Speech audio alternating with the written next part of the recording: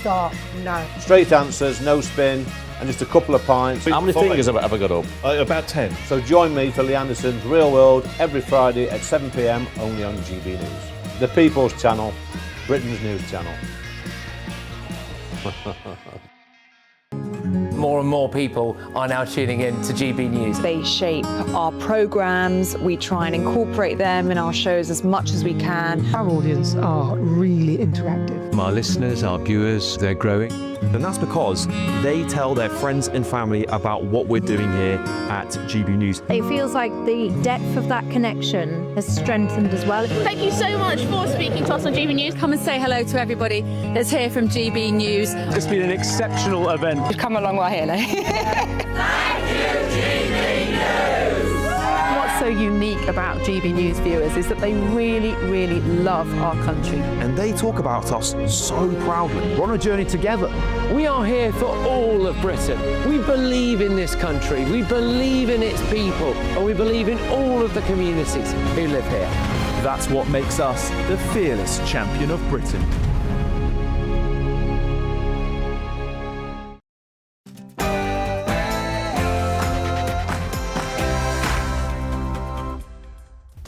Good morning, it's 9:30 on Thursday, the 2nd of July, live across the UK, Britain's Newsroom with Andrew Pearce and Miriam Cates. Well, the Prime Ministerial hopeful Andy Burnham says nothing is off the table to deport one of Britain's most notorious grooming gang ringleaders ahead of his release from prison this morning. Well, Andy Burnham going to be Prime Minister in just over a fortnight, talking very tough. But a Justice Minister has already said that it seems unlikely that we'll be able to deport him. I'll bring you more shortly. Keep the belief, keep getting the ball into the right areas, and, you know, one of us will have our hero moment, and thankfully for me it was today. England were facing a humiliating exit from the World Cup, for Captain Harry Kane came to the rescue. Former England striker Teddy Sheringham heaped praise on the team at breakfast. The energy and the desire that they put to get back into the game was fantastic. Our children's lives in danger. They play freely round the estate. That has to stop. We leave our doors open because we all know each other. They'll have to be locked. Women walk down the fields with the dogs happily. That'll have to stop. Well, a row over plans to house asylum seekers in a Shropshire village is growing, with residents set to confront their local MP at a public meeting tonight. And deaths are now outnumbering births for the first time. We'll find out what that means for Britain.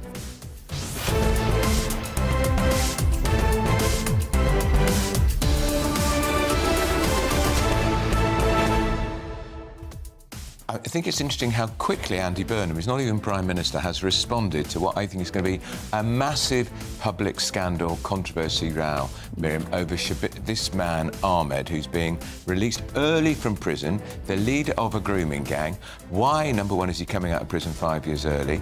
He's had his British citizenship removed from him, and because of a quirk in the law, we can't deport him. He should be on the first plane out. Yeah, absolutely. It is extraordinary. He was stripped of British citizenship as soon as he was convicted in 2012, but he still has Pakistani nationality. They won't take him back, and we can't deport him because of this loophole. But we'll be discussing whether or not it is possible to change the law and why he's been released at all. Do you think people committing those crimes should ever be released? He got 19 years and should have served 19 years. And by the way, 19 years wasn't enough, as ever. Absolutely. Tell us what you think. Send your views, post your comments by visiting gbnews.com/your say. But first, let's get the news with Sam Francis.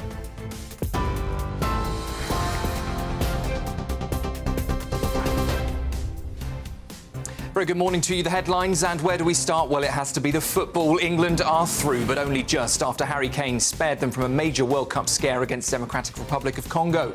Thomas Tuchel's side fell behind early, but fought back to set up a knockout clash with co-hosts Mexico. In other news this morning, Sir Keir Starmer will formally apologise today for the British state's role in historical forced adoptions. An estimated 185,000 babies were taken from their mothers in the 1950s, 60s and 70s. Campaigners will meet the Prime Minister in Downing Street later before his statement to the Commons.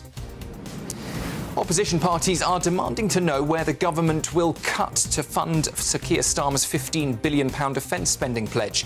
The Prime Minister says the money will come from investment budgets in other areas, but the Treasury's only identified £10.3 billion so far.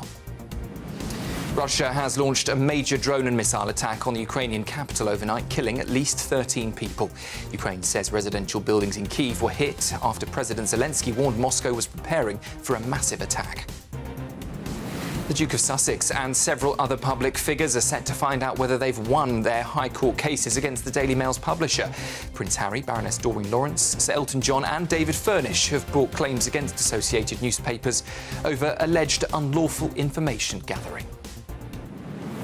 Those are the top stories this hour. I'll be back with you at 10 o'clock. Tune into GB News Radio wherever you are. Online, on DAB digital radio, on TuneIn, on Radio Player, on Nation Player and on your smart speaker. Just say, play GB News.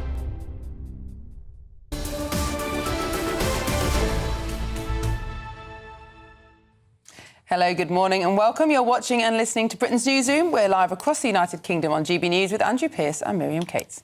Well, the Prime Minister-to-be, Andy Burnham, has intervened very swiftly in a way you would not have expected Keir Starmer to, it has to be said, saying nothing is off the table in his hope to deport the ringleader of the Rochdale grooming gang, who's being released from prison today. This creep was sentenced to 19 years in jail, but is being released 5 years earlier. That in itself is a scandal, Miriam. Yes, absolutely. He's called Shabir Ahmed. He is now 73. And Andrew said he was sentenced to 19 years in 2012, but he's been released after 14 years, having served that sentence for rape and sexual offences against young girls. And there is this really difficult question now of why cannot he be reported. Shabana Mahmood saying today, actually, that all foreign criminals are going to be deported, not just those with more serious sentences. And yet for this man who's committed probably one of the worst crimes ever committed in Britain, we do not have a choice, apparently. And he had his British citizenship stripped from him, but Pakistan have said they don't want him back. So this is going to be a big political row. Who better to tell us more about it than Catherine Forster, who is GB News chief political correspondent.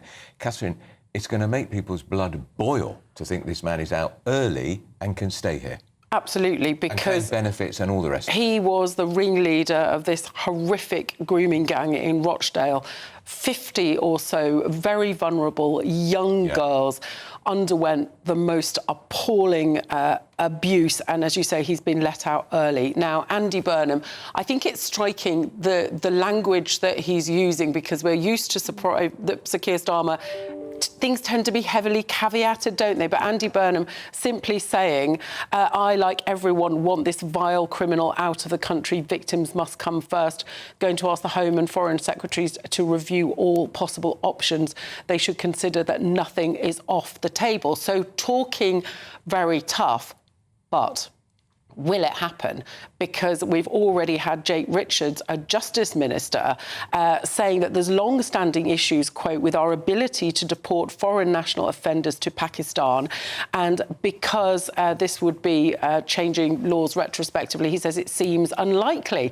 The Immigration Act of 1971, this is what is stopping us. 1971? Because he arrived before 1973, because he was here for more than 5 years before we tried to deport him.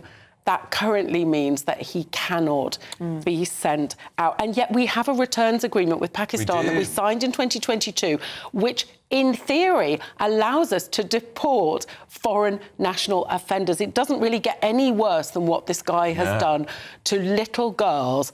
And yet it seems like that we're going to have an almighty battle. And, well, will Andy Burnham win that battle? We've got a history of these sorts of terrible people who use every trick in the book to stay in the country. And this loophole in the 1971 Immigration Act applies to Commonwealth citizens. And, of course, Pakistan was in the Commonwealth when this man came across to Britain. It isn't now. So there's all sorts of reasons why we could argue this law should no longer apply. But the question is, Catherine, will anybody in government give what would probably be primary legislation time, crucial time on the floor of the House, to bring through another Act of Parliament to close this loophole, which probably does not apply to very many people? Wouldn't it be better just to lock him up for the rest of his life? If he's not safe enough to be released without these thousands of pounds being spent on surveillance, I mean, isn't a better option But also, could all the three parties could agree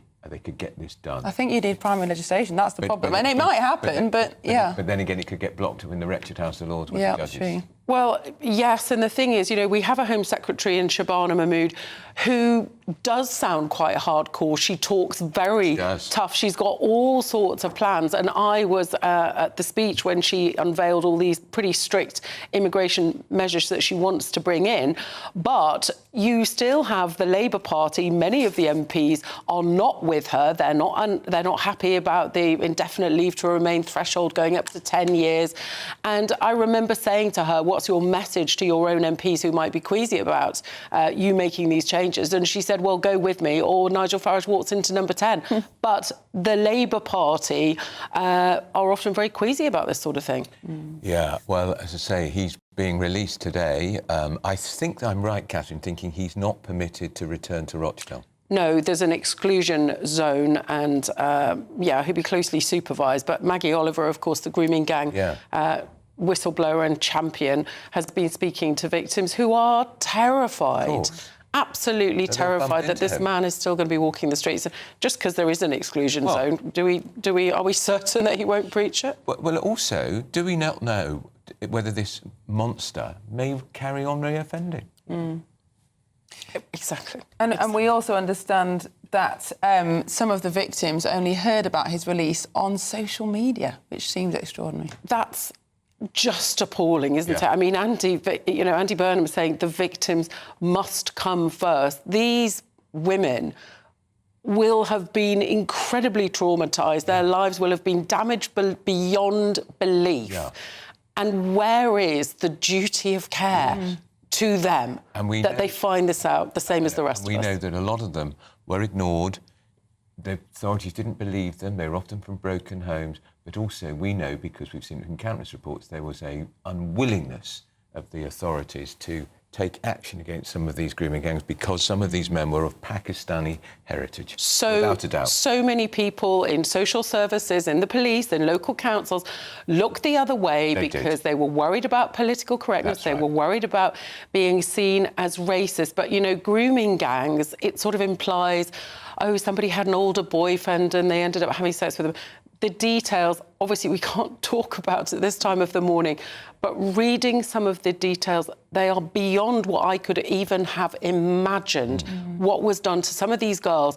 And then the police would turn up and these girls might be drunk, they might be drugged or whatever, and they would be the ones that were given a hard time when they'd be in a room full of older Asian men. Some of them charged with prostitution type offences. Yes, it was staggering. And drugs and they were being passed around like rag dolls. Horrendous. And I mean, I remember going to I think it was a farming conference a year or two ago in January in Oxford, and I came out of it. And this guy came up to me and he said, thank you so much, everything that GB News are doing on grooming gangs.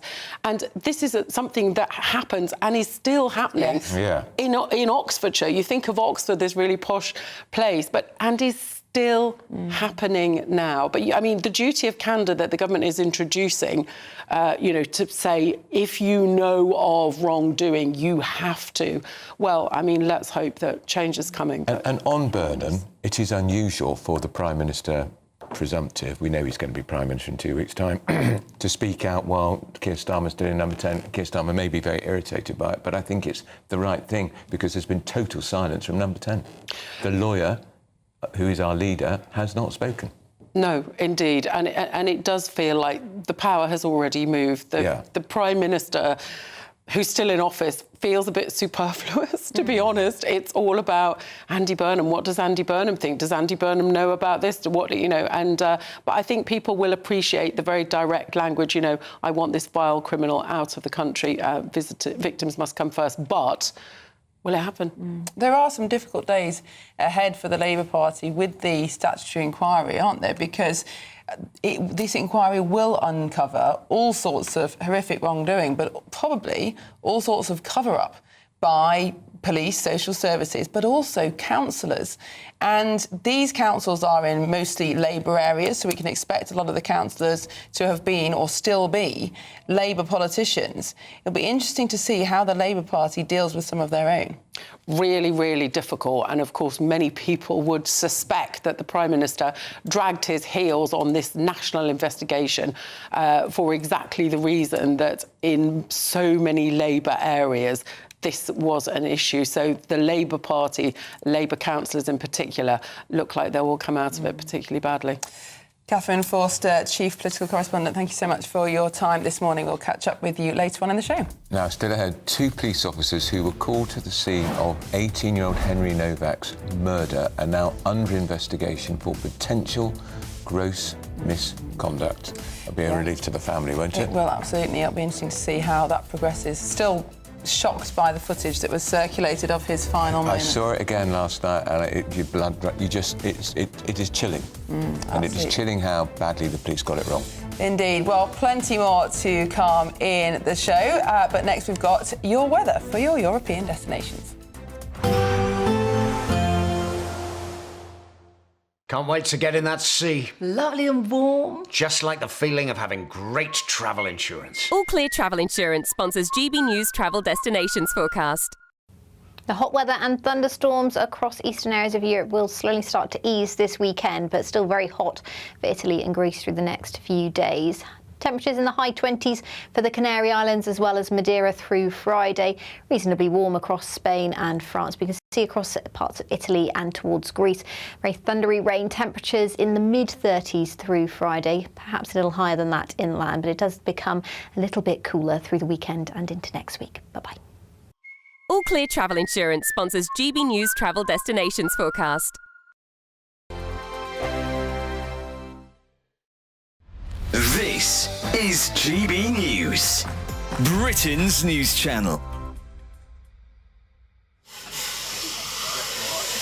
The final preparations before a world first. At RAF Wittering in Cambridgeshire, these JCB mechanics and engineers are attempting to rewrite history, chasing a world land speed record with a hydrogen car. The JCB Hydromax puts out 1,600 horsepower, powered entirely by 2 hydrogen-fuelled internal combustion engines. The 32-foot-long vehicle is trying to beat JCB's existing record, which was achieved with a diesel engine back in 2006. It reached a speed of over 350 miles an hour. For chairman of JCB Lord Bamford, the new car is about pushing the boundaries of new technology. GB News, the People's Channel. This is GB News, Britain's news channel. Father's Day has long been a fixture in the family calendar. But as household budgets remain under pressure, some are questioning whether the tradition of buying gifts is beginning to fade. Jim Cox has worked in the gift-giving industry for more than 30 years and says Father's Day simply isn't the draw it once was. We're kind of reliant on the big gifting period. Father's Day is probably the weakest of like the bigger gifting events. It's picked up a bit this week, but probably not as much as I would expect. And I think generally people, like average basket size isn't really where I'd want it either. So I think people are spending a bit less, being a bit careful, and also thinking general trend in gifting is thinking maybe about experiences and spending time with people. GB News, the People's Channel. GB News Breakfast, every day from 6 a.m. What does it do for people who are wounded, injured or sick veterans? What does it do for them to do this sort of voyage on this wonderful sailing ship? Good morning. It is that human impact, and that's why Turn to Starboard exists, and even at the Invictus Games Birmingham 2027. It's about giving people maybe a reset, maybe seeing, taking that breath, but also a bit of camaraderie as well. Literally everybody's in the same boat. The blue environment is completely different. Everything is different on a boat. Walking, sitting down, making a cup of tea, even going to the loo is slightly different. So it can give people a break from sort of the pressures of life. GB News, the People's Channel.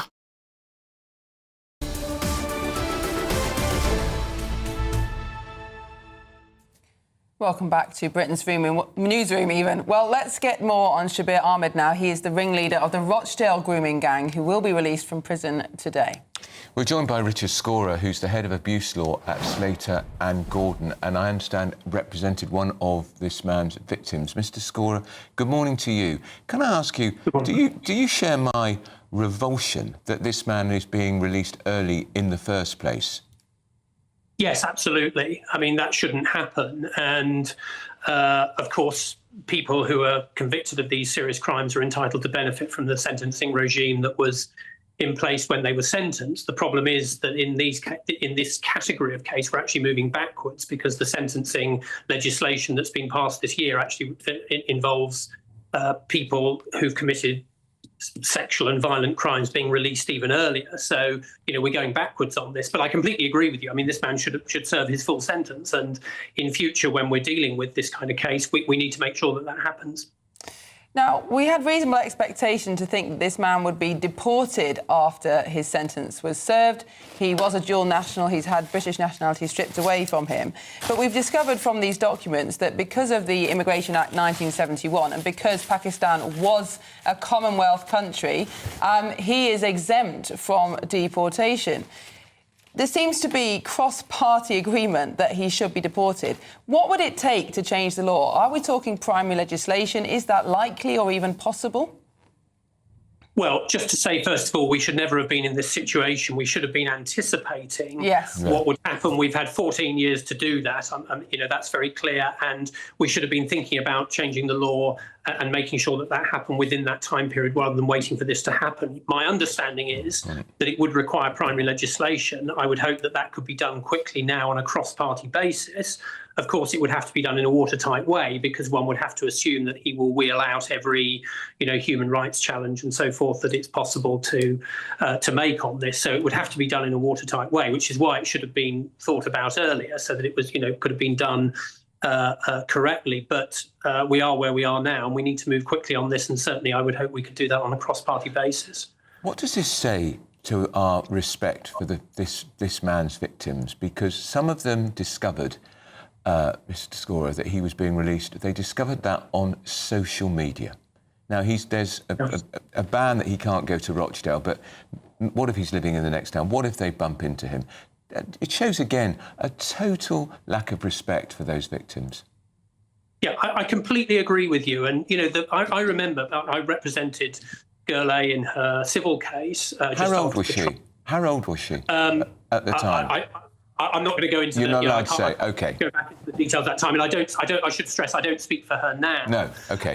But what I would say about this is that she was promised, as other victims were promised, that deportations would happen, and that promise was made, and it should have been honoured, and the British state should have ensured that that happened. And I absolutely agree with you that there's been so much rhetoric over the past 14, 15 years about, the need to do something about this type of crime, the need to support, women and girls who've had these experiences and been subject to these appalling crimes. But this is the acid test of whether the British state is actually going to do that or not.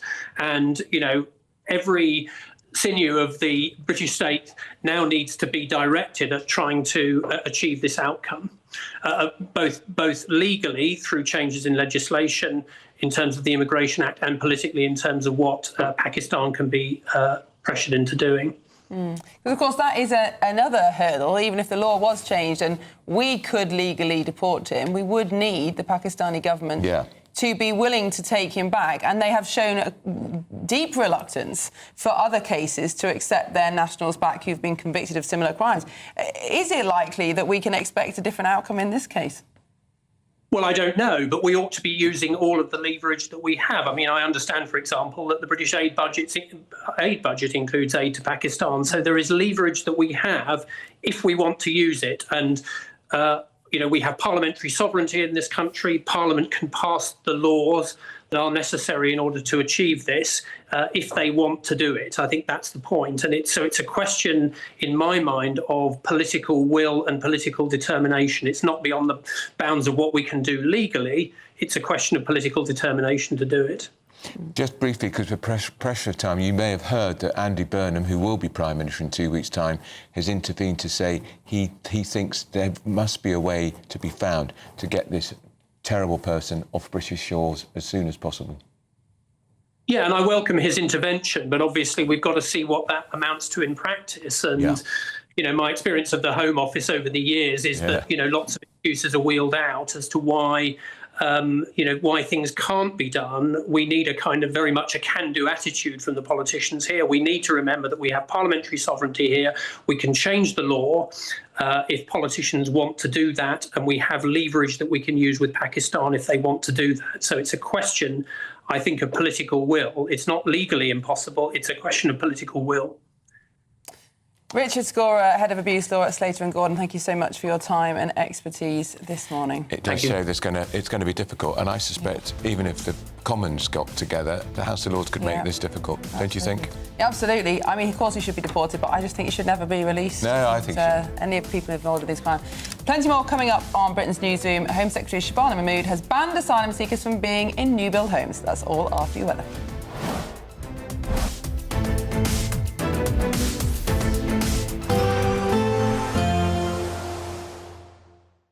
Expect warm spells with the odd rude interruption. Boxed Boilers sponsors the weather on GB News. Hello, good morning. Welcome to your latest GB News weather update brought to you from the Met Office. Cloudy start across southern areas will give way to some sunnier skies this afternoon. We'll feel rather warm in the sunshine, certainly warmer than yesterday. You can see this weather front across the south, though, bringing a bit of a murkier start to the day across southern areas. Elsewhere, mix of sunny spells, quite a lot of sunshine for more central and northeastern areas through today. Quite a strong northwesterly wind after a very windy night last night across some northwestern areas.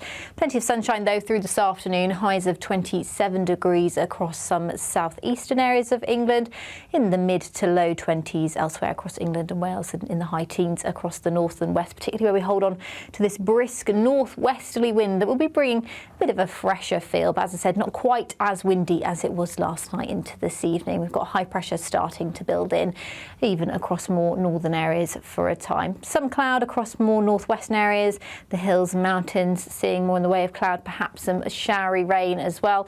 Dry, though, for parts of Wales, central, southern England as well. Throughout Thursday evening, it's going to be a fine end to the day. Could see some mist and fog developing throughout tonight and by Friday morning, particularly we see a bit more shelter across eastern areas by Friday morning, further north and west, a bit more in the way of cloud pushing into more western areas of Scotland, parts of Northern Ireland, northwestern England as well. So a bit of a cloudy start to the day. You can see that mist and fog here across parts of Wales and the Borders region throughout Friday morning. That should clear quite quickly, and it will be another relatively fine day for parts of England and Wales in particular. Western Scotland and parts of Northern Ireland seeing more in the way of rain through the afternoon. It will take it a little while to push in, but I think much of the evening is going to be pretty damp, particularly for northern and western Scotland. But further south, a very sunny day with highs of 27 degrees. Bye-bye. Expect warm spells with the odd rude interruption. Boxed Boilers sponsors the weather on GB News. Thank you, Britain, for the thousands of you who are becoming friends of GB News each and every week.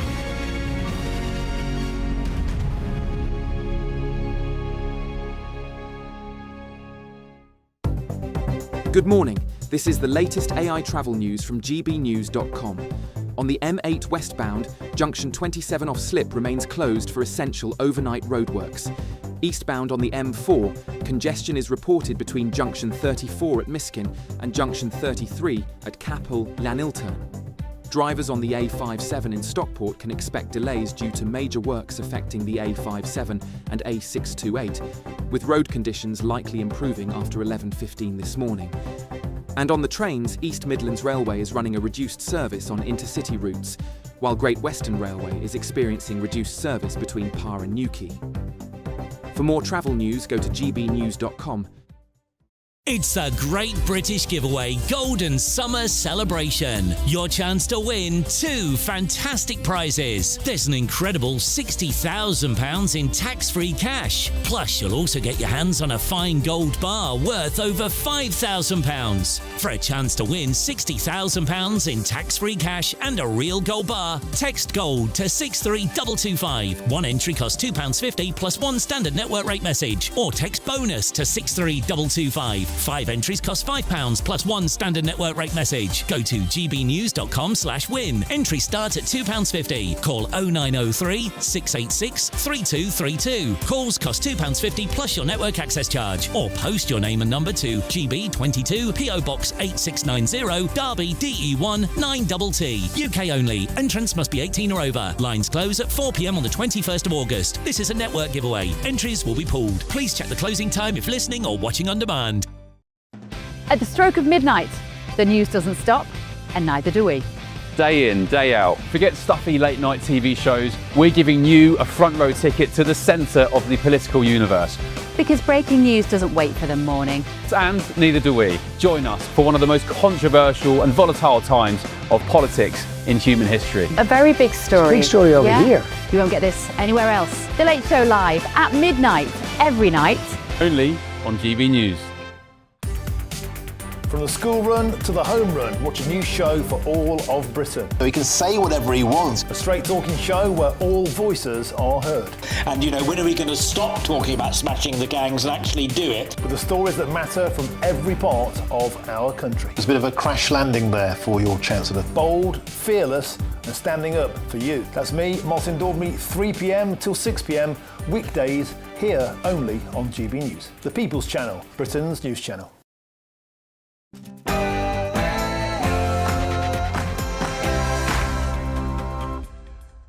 Good morning, it's 10 o'clock on Thursday the 2nd of July. We are live across the United Kingdom. This is Britain's Newsroom with Andrew Pearce and Miriam Cates. A community living in fear in Shropshire. Our children's lives in danger. They play freely round the estate. That has to stop. We leave our doors open because we all know each other. They'll have to be locked. Women walk down the fields with the dogs happily. That'll have to stop.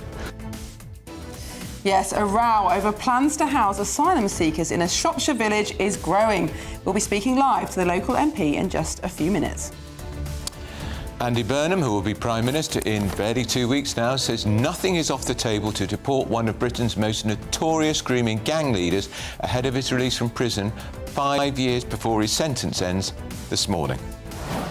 Keep the belief, keep getting the ball into the right areas, and, you know, one of us will have our hero moment, and thankfully for me it was today. Well, England were facing a humiliating exit from the World Cup before captain Harry Kane came to the rescue. The former England striker Teddy Sheringham heaped praise on the boys on GB News Breakfast. The energy and the desire that they put to get back into the game was fantastic. And there's reaction to the news that 2 police officers called to the scene of 18-year-old Henry Novak's murder are now under investigation for potential gross misconduct. Elsewhere, deaths are now outnumbering births for the first time on record. We'll find out what that means for Britain.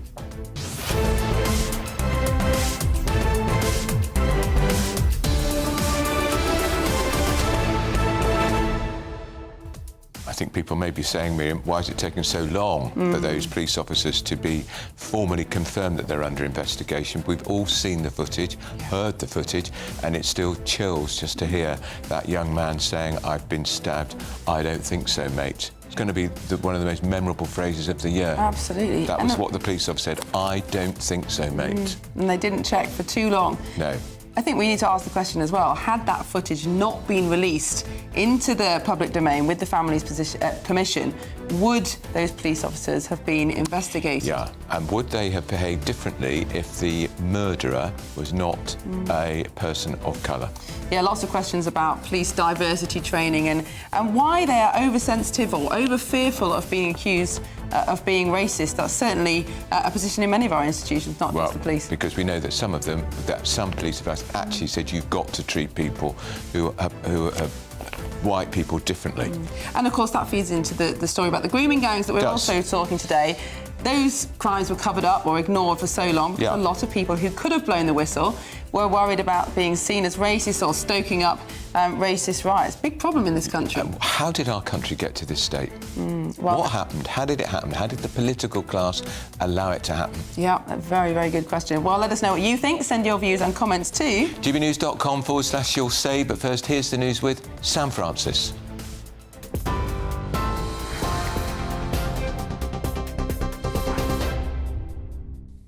Very good morning to you. Just gone at 10 o'clock. Well, the top story this hour will start with football. England are through, but only just after Harry Kane spared them from a major World Cup scare against the Democratic Republic of Congo. The comeback sparked wild celebrations among fans watching here at home.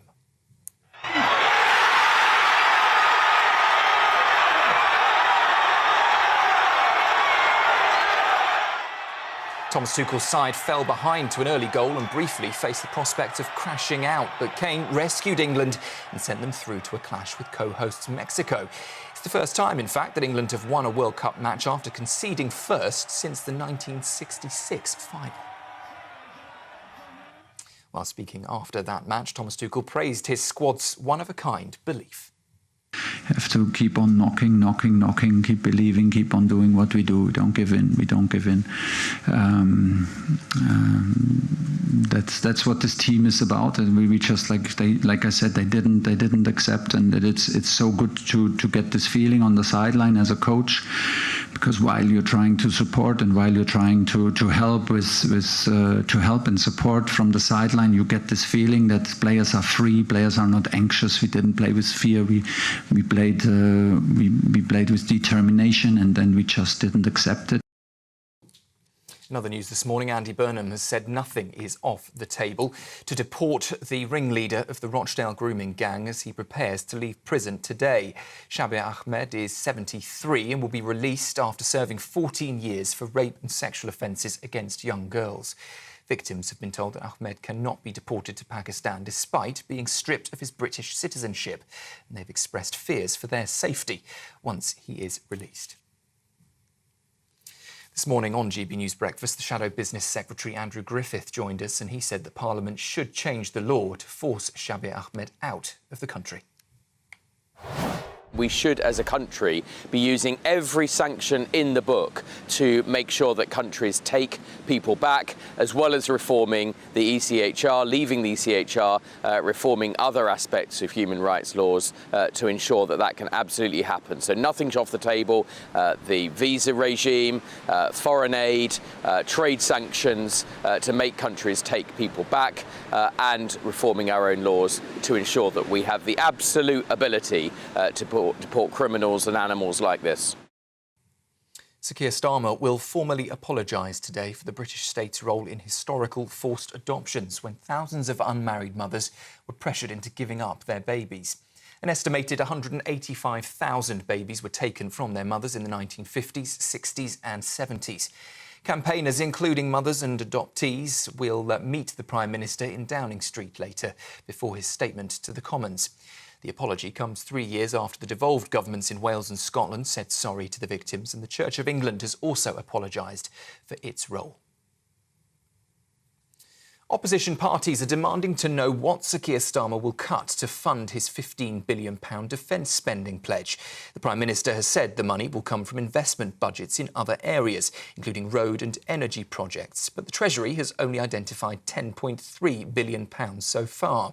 That could leave Andy Burnham, the likely incoming Prime Minister, having to find the remaining £4.7 billion. Opposition MPs say Labour must come clean over where the axe will fall and warn that hospitals and schools could lose vital funding. The body responsible for investigating miscarriages of justice has been told to urgently improve its investigations to avoid another scandal like the Andrew Malkinson case. The independent inspection examined 60 cases and made 34 recommendations. The watchdog found weaknesses, delays and inefficiencies and warned that the Criminal Cases Review Commission lacks proactive quality assurance. Andrew Malkinson spent 17 years in prison for a rape he did not commit. And a review found that he could have been freed 10 years earlier if the CCRC had obtained new DNA evidence sooner. But the Commission's interim chair, Dame Vera Baird, says that the organisation is committed to tightening processes. Criminal Cases Review Commission has never been inspected before, and that is quite a surprise. It is a unique organisation. It's wholly different from the rest of the criminal justice system, and yet the rest of it is regularly inspected. It was imperative that we check that every bit of our process was tightly run and well scrutinised so that we could be confident going forward that it's much less likely there'll be any more mistakes. And Prince Harry and a group of other high-profile figures are set to find out today whether they have won their High Court cases against the Daily Mail's publisher. The Duke of Sussex, Baroness Doreen Lawrence, Sir Elton John and David Furnish have all brought claims against associated newspapers. They allege unlawful information gathering. The High Court heard the claims during an 11-week trial earlier this year. The publisher, though, has previously denied the allegations. Those are this morning's headlines. More news still to come with Andrew and Miriam. Tune in to GB News Radio wherever you are. Online, on DAB digital radio, on TuneIn, on Radio Player, on Nation Player and on your smart speaker. Just say, play GB News.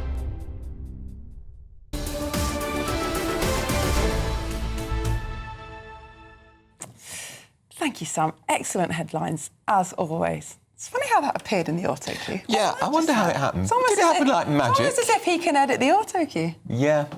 He does edit the auto cue sometimes to try and get you and I to write and say the wrong things. I know. Well, I am considering some revenge right now. Yeah, Welcome no back. Biscuits. Well, that too. Welcome back to Britain's Newsroom. We are live across the United Kingdom on GB News with Andrew Pearce, Miriam Cates and our new editor, Sam Francis. Yes, exactly. Now, I think we've the Home Secretary, it's not been a day's gone this week without the Home Secretary speaking out. Anybody would think she's fighting hard for her job because, of course, Andy Burnham will reshuffle his cabinet. Every job is potentially up for grabs. Yeah. We had thought she was one of the more effective Home Secretaries, but, I mean, I think she's been making some extraordinary statements in the last few days. Yeah. Anyway, the latest is she's banned asylum seekers from being put in new build homes after that obvious backlash over that development in Shropshire, which was new builds around £250,000 each, and some asylum seekers kicked out of hotels, moved into these. Look, and if you're listening on the radio, we're showing you this nice modern estate. Yeah, so the plan was for, I think, between 80 and 120 asylum seekers to move into 21 new build homes. This is in the small village of Stoke Heath. And those homes, as Andrew said, are reported to be worth £250,000 each. Well, we're going to talk to the Tory MP for Mark Pritchard. Mark, good morning to you. You have gone into battle in a big way for local residents.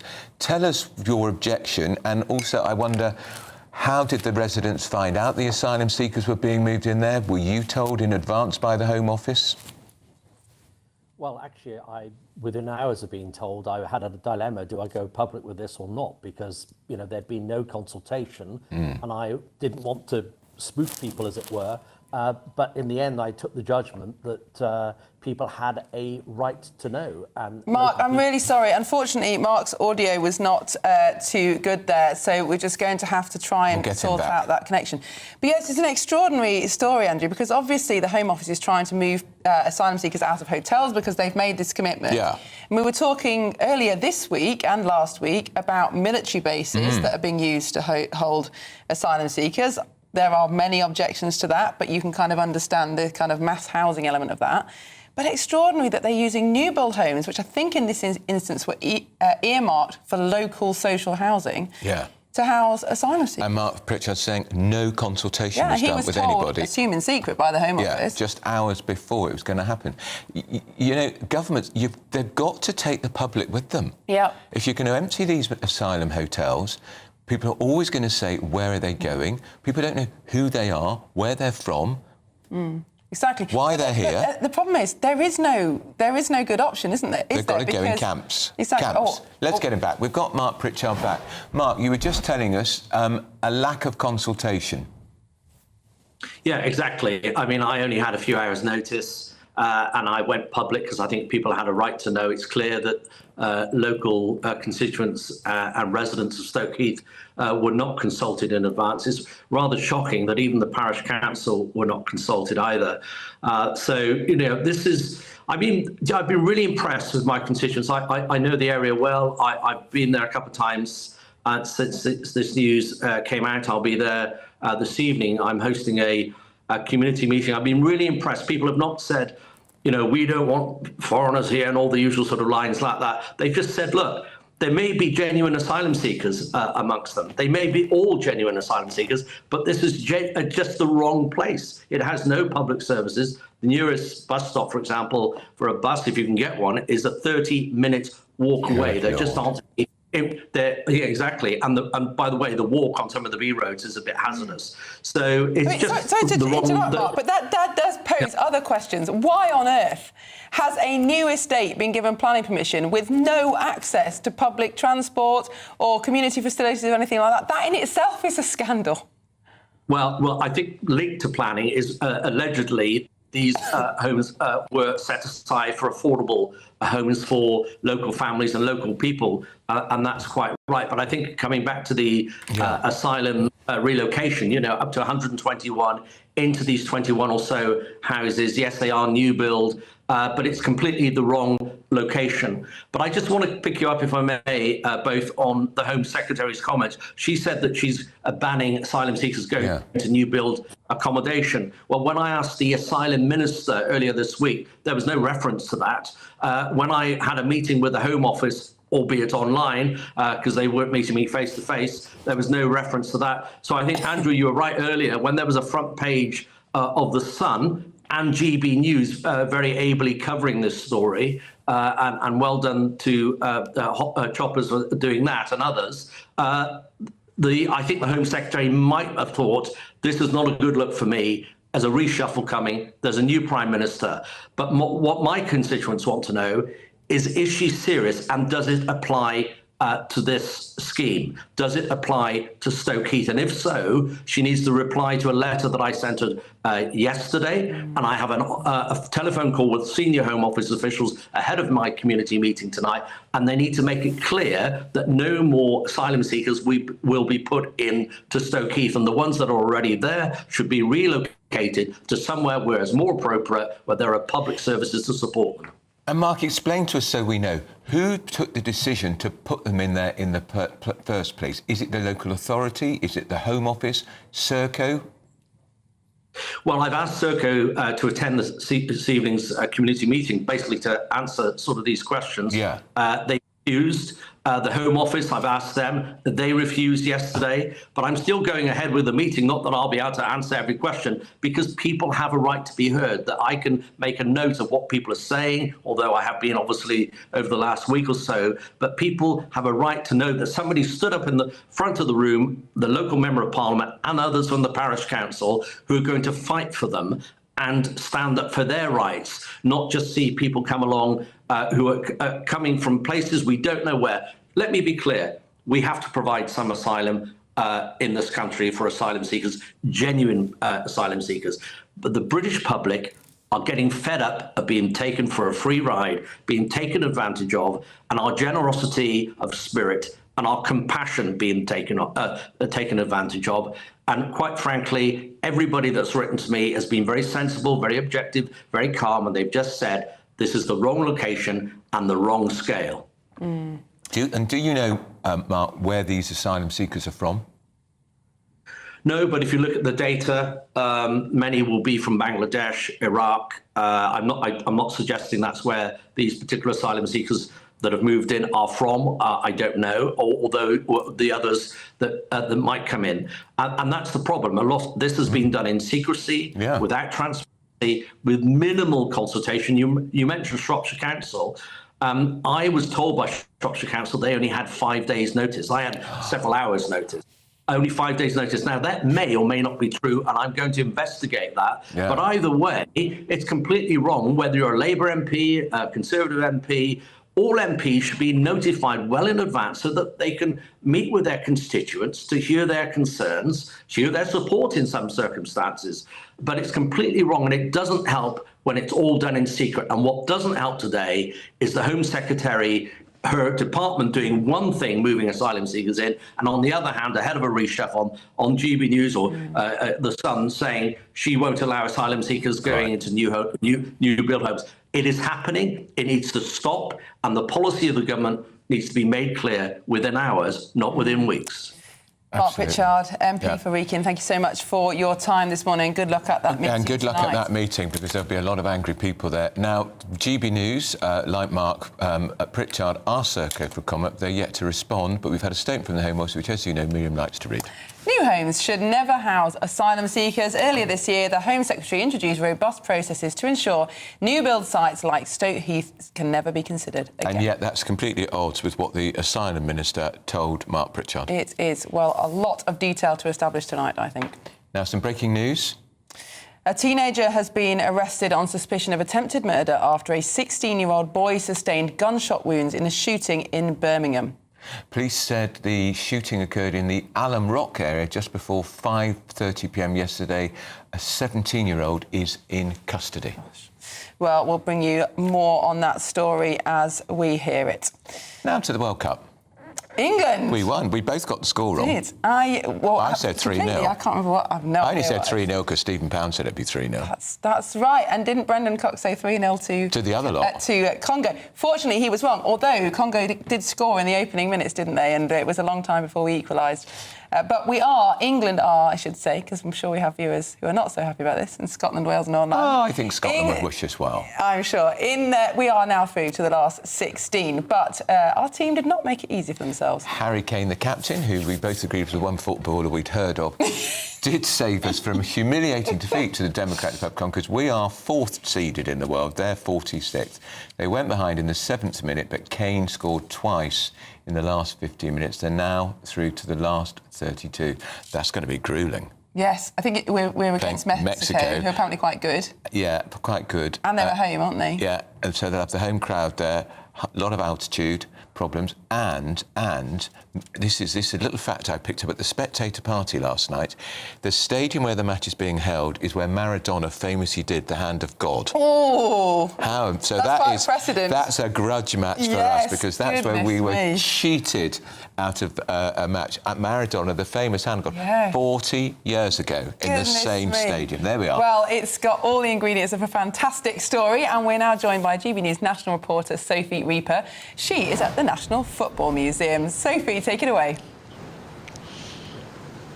Well, good morning to you both. I tell you what, we never make it easy, do we? It's so difficult being a football fan. And to quote our very own Martin Daubney, it's the hope that kills you. Now, we still have some hope, as you rightly say, thanks to those 2 goals from Harry Kane, our captain. We are through to the next round, which will see us take on Mexico. A very difficult match, as you were saying there. That's at their home ground. We've seen in this tournament so far that their home supporters have been absolutely phenomenal at cheering the home side on.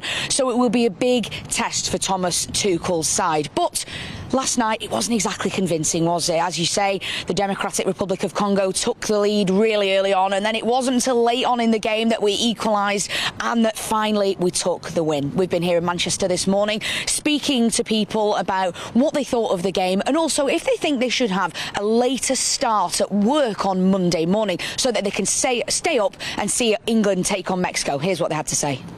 What did you make of the game last night? I think it was quite tense. We didn't know what the result was going to be. I think everyone was quite excited. The start of the match was looking well, and then I'm glad I watched it at home, to be honest, because I think the atmosphere would have been quite dull in the pubs up until the very end, but obviously very happy with the result. And are you going to stay up and watch the Mexico game? Is it like 1 a.m? Depends if it's on a weekend. I don't know what night it's on. It's Monday morning. No, I'm definitely not going to be watching that. But are you going to be staying up for the game then? I will do, yeah, definite. Yeah? What do you reckon of England's chances? I reckon they don't give us much of a chance, but I reckon even we're going to win 2-0. 2-0 against Mexico? Yeah. And how far can they take it? Is this the year it comes home? No. No, not when you see the way France and Spain play. They're the most dangerous. We could beat them, but I don't think we will. So it seems like the anxiety is still there for people in Manchester. Not much hope that it's coming home here. Although, let's see if we take on Mexico. Let's see if we give them a good game. Of course, we've seen in the tournament so far fairly average performances, aside from that first match against Croatia, where we looked really rather convincing. So maybe it takes a top-seeded team to bring out the best in our England squad. Let's see. We've got that game in Mexico on Monday morning, 1 a.m. Let's back the lads and let's see how far we can go in this tournament. Come on, England. Sophie Weaver, thank you very much. Andrew's looking forward to covering the next match. I've got a confession. I did not watch the match. I was at a very nice party, I think you got to, the Spectator Party. It's that great magazine, beautiful grounds, and I heard a little sort of sort of muttering, and I thought, and one of the hacks there said, "Thank God for that, it's okay." And I said, what is? I thought, has his wife gone into labour or something? And he said, "We've won." Yes. I watched the match at a pub in Westminster where Bridget Phillipson was there, actually. The Education Secretary? Yes, she walked in. Was she cheering on? I think so. I couldn't see. It was absolutely packed. But you would not believe they were watching it on iPlayer, so streaming it live, and the connection kept going down, which of course is not popular in the pub, and one of the goals was missed. One of the goals was missed because of our terrible, terrible Wi-Fi. And so I was kind of thinking of shouting blame the government. You should have been at the Spectator Party. It was very nice. I did. I then came to the Spectator Party after the football, because some of us take these things seriously in our national interest. Very nice Pol Roger champagne. No. You were there drinking all the champagne. I was delighted they won. I thought they might have done it a bit more comfortably. Now you have to cover it for the next few weeks. The Mexico match is on Sunday morning at 1 a.m. Oh, I hear you've been drafted in to present live in the middle of the night. For no pay. Come on, England. Says nothing is off the table. This is our main story today, to deport one of Britain's most notorious grooming gang ringleaders ahead of his release from prison today. We're going to be talking about that and a lot more with Nigel Nelson and Cara Malone, who I know are both devoted football fans, of course. This is Britain's Newsroom on GB News. Do you trust what you're being told? Good, because neither do I. Those are just facts. I'm Alex Armstrong, and on my show, we'll expose the spin. Well, I want to answer that, because you didn't let me last time, because you always speak over me. The broken promises. To deny that is denying the truth. And the hypocrisy. Needs to stop. You think we can allow? Politics, policy, parliament. Nothing is off limits. No sugarcoating, no fear of offence, just the truth laid bare. Tune in every Saturday and Sunday at 9 p.m. for Alex Armstrong Tonight, only on GB News, Britain's news channel.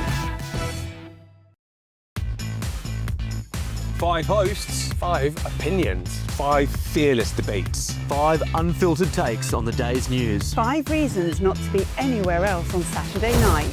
This is the Saturday 5. You got me good there. Britain's biggest Saturday night TV show. It's not a bad brand. Yeah. Uncensored. Very, very racy tonight. On the unpredictable. What did she say? Can you translate it for us? And always entertaining. And how can a country go from being led by William Wallace Saturday nights from 6 p.m. only on GB News, the People's Channel. Britain's news channel. You're going to want to stay tuned, trust me. Join me, Nana Akwe, for an informative, interactive news programme with a difference. It's fun. No, he didn't say that, Dave. I'm so surprised. I think there's an element of truth to that. Join me from 3 p.m. every weekend, only on GB News, Britain's news channel. Hi, I'm Michelle Dewberry, and my show is your opportunity to cut through all the noise and dive in headfirst to some robust debates. Ideas clash. Situation, isn't it? Because the failure is... You're deliberately avoiding my point. Nothing's held back. And if you think this is the end of it, wait for more. And we do not shy away from the difficult stuff. Sometimes I want to shake people and say, if only you understood. So join me on Jubes & Co. weeknights at 6 p.m. only on GB News, Britain's news channel. At GB News, we love to hear from you, our loyal community. So drop us a line at gbnews.com/yoursay. There you can talk to each other and also to the presenters live on air. gbnews.com/yoursay, because GB News is your channel, Britain's news channel.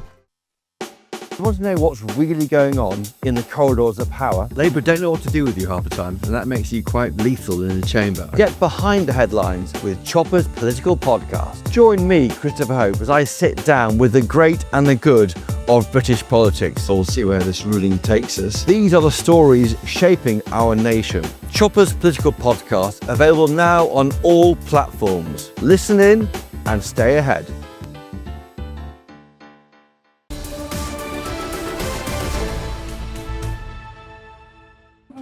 It's 10:27. You're watching and listening to Britain's Newsroom with Andrew Pearce and Miriam Cates.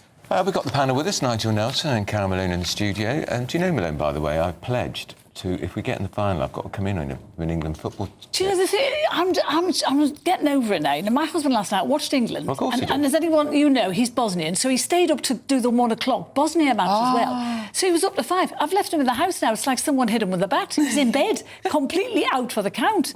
And I said, was it worth it? He said, well, no, because Bosnia lost. Oh, no! What is his significant story? Is this outrageous? I think it's going to be a big political story. I'm reassured that Andy Burnham's intervened already. Well, has he? Well, he's spoken out. He said he's going to. Nothing will be off the table. This man, Shabir Ahmed.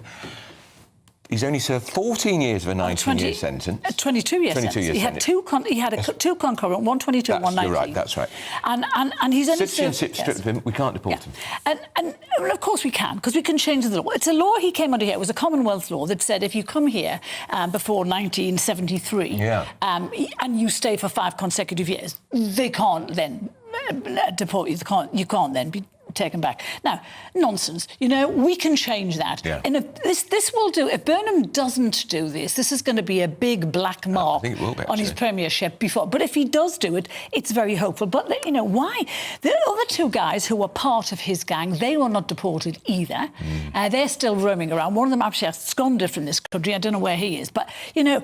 But that's because Pakistan wouldn't take them. Who cares? You know, Nigel, fly them out to the middle of nowhere and drop them. Because when you are raping young girls at the age of 12, this particular one, you know, Ahmed, he was charged with 30 rapes, but one of the girls he raped, he did it more than 100 times. She was just a sex slave to him. So when you have this kind of mentality, I don't care where they put him. And Nigel, we spoke to a lawyer earlier who'd represented one of the victims. I don't know if you heard it, and he made the point: why was this not resolved a long time ago? Yes, he was right. This man has been in prison for a long time. Yes. They knew he was going to come out at some point. They knew there would be this loophole in the law.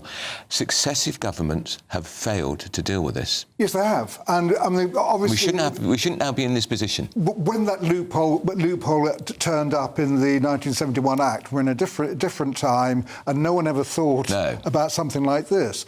But, I mean, even if we change that, we don't quite solve the problem, because the other 2 gang members that Pakistan wouldn't take back was because they renounced their citizenship of Pakistan. We'd taken away their British citizenship. They renounced their Pakistani citizenship.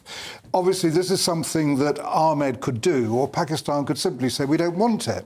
But this is all game playing, Nigel, and this is game playing with people's lives. It might be, but I'm just trying to say this. Yes, I know. We have to actually make the whole thing work. He should go back. I'm agreeing with you. These victims, he should be deported. These victims were told that their abusers would be deported. They were told that. Once they had served their sentence. And as Pearce quite rightly says, that, you know, they knew that this guy was going to be released a long time ago. Yeah. Plans should have been made to put him somewhere. I mean, God help the country they put him in, because he would probably do the same thing there. But this... Well, hang on, put him somewhere. I mean, he should be deported back to his home country. So let's take him there and drop him there. But Malone, here's another thing. The victims found out that he was being released on social media. Yeah, and which is also doesn't get any worse. It shows, you know, when we keep on being told by this government and previous governments that they care about the victims, they have huge respect for the victims, the survivors they call them, and they have no respect for them. One of the girls actually bumped into one of her abusers in a supermarket. This is outrageous. Yeah. And you know, these girls live in fear now of these men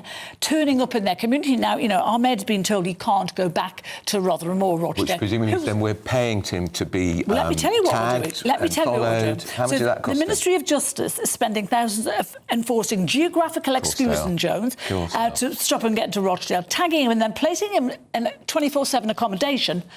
How much is that costing? Well, the point is, he should serve his full sentence. That's another 5 or 6 years, and then we can get the law sorted while he's in prison. Yes, exactly. That's how it is.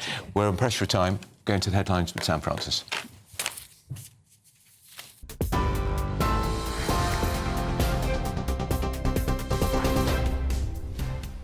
Very good morning to you from the newsroom just after 10:30. The headlines this hour: Andy Burnham has said nothing is off the table to deport the ringleader of the Rochdale grooming gang as he prepares to leave prison today. Shabir Ahmed is 73 and will be released after serving 14 years for rape and sexual offences against young girls. Sir Keir Starmer is set to formally apologise today for the British state's role in historical forced adoptions. An estimated 185,000 babies were taken from their mothers in the 1950s, 60s and 70s. Campaigners will meet the Prime Minister in Downing Street later before his statement to the Commons. Opposition parties are demanding to know what the government will cut to fund Sir Keir Starmer's £15 billion defence pledge. The Prime Minister says the money will come from investment budgets in other areas, but the Treasury has only identified just over £10 billion so far. Russia launched a major drone and missile attack on the Ukrainian capital overnight, killing at least 17 people. Ukraine says residential buildings in Kyiv were hit after President Zelensky warned that Moscow was preparing for a massive attack. And England are through, but only just, after Harry Kane spared them from a major World Cup scare against the Democratic Republic of Congo. Thomas Tuchel's side fell behind early, but fought back to set up a knockout clash next with co-hosts Mexico. Those are the latest headlines for now. Full roundup at 11. Tune in to GB News Radio wherever you are. Online, on DAB digital radio, on TuneIn, on Radio Player, on Nation Player and on your smart speaker. Just say, play GB News.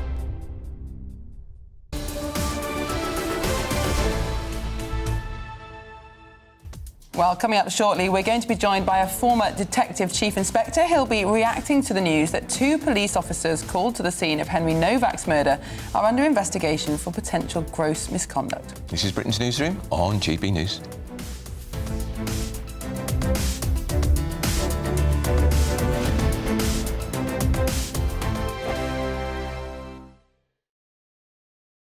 Hello, good morning. Welcome to your latest GB News weather update brought to you from the Met Office. Cloudy start across southern areas will give way to some sunnier skies this afternoon.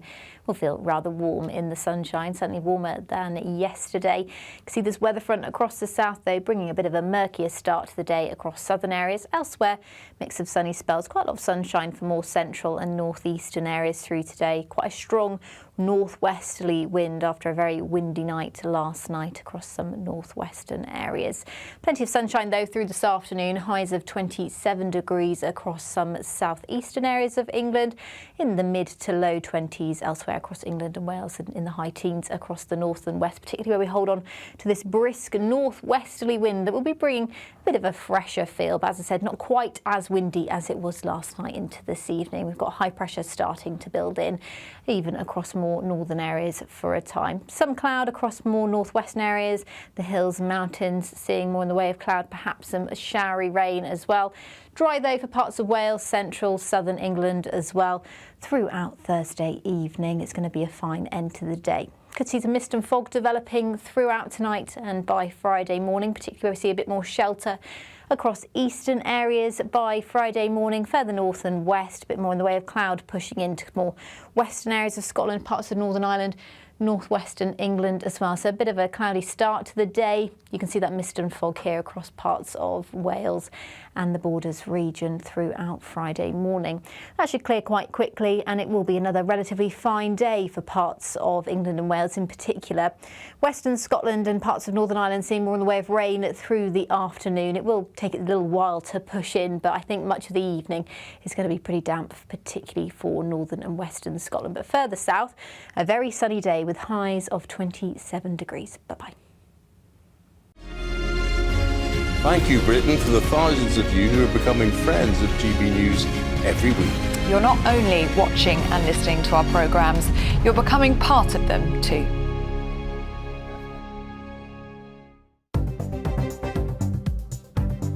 Good morning. This is the latest AI travel news from gbnews.com. The M73 Junction 2 off-slip is closed to all southbound traffic due to overnight planned maintenance. Drivers face congestion westbound on the A465 between Neath and Landarcy. The M4 in Slough has a lane closure causing delays. There are incidents slowing traffic on the M25 in Essex and Greater London. The M6 near Wigan is also affected by an incident causing slow traffic. And on the trains, East Midlands Railway is running a reduced service on intercity routes, while Great Western Railway has a reduced service between Par and Newquay. For more travel news, go to gbnews.com.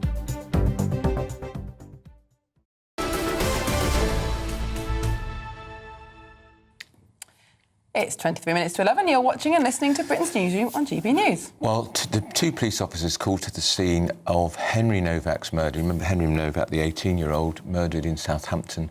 We've all seen the shocking footage of his last moments, are under investigation now for potential gross misconduct.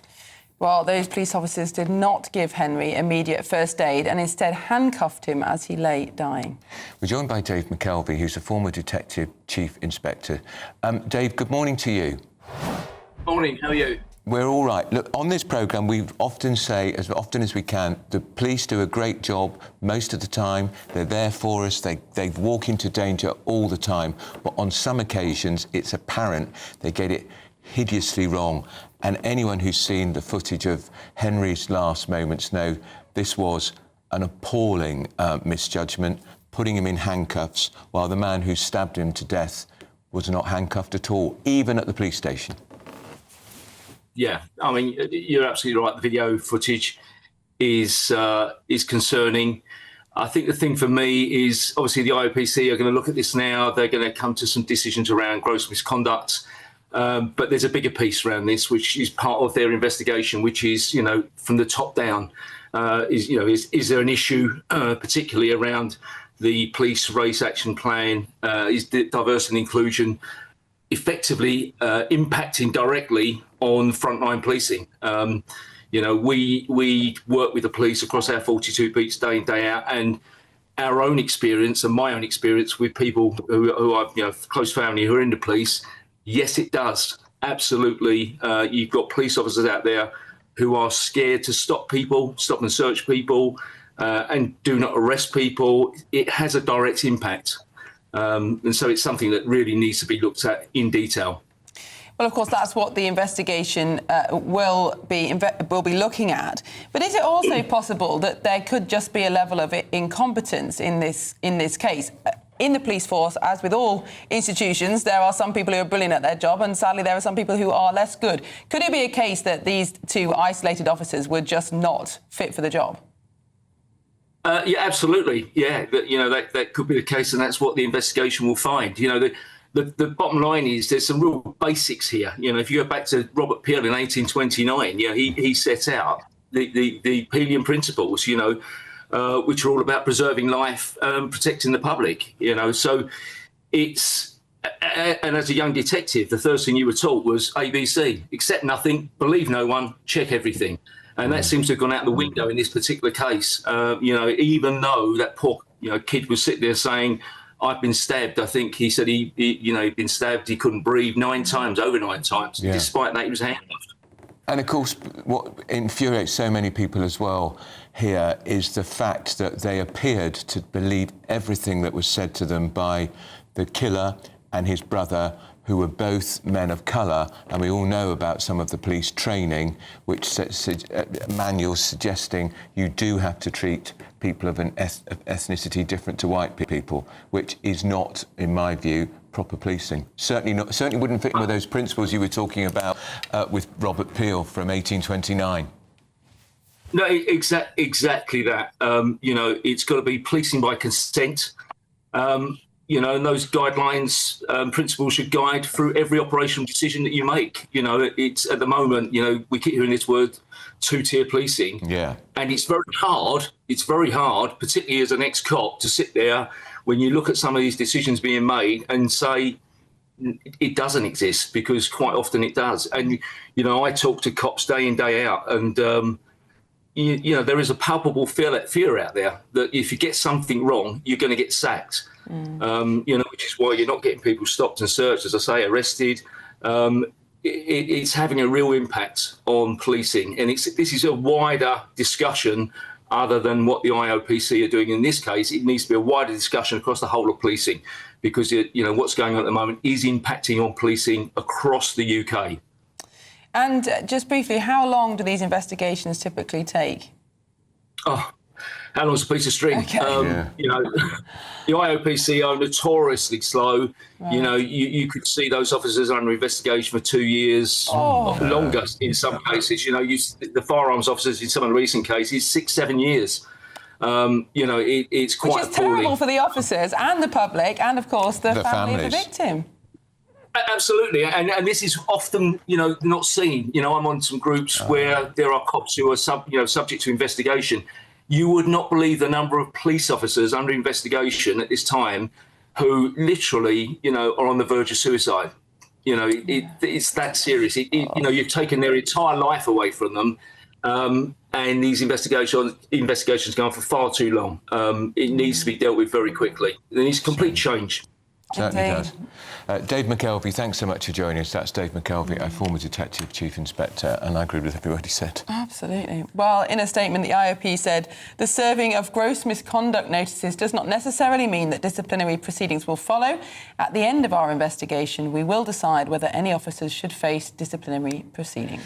Spokesman for Hampshire and Isle of Wight Constabulary said we're aware of the latest update from the IOPC and continue to fully cooperate with their independent investigations. The officers are currently away from the workplace. If they return, they'll be placed on directed duties and do not involve any contact with the public.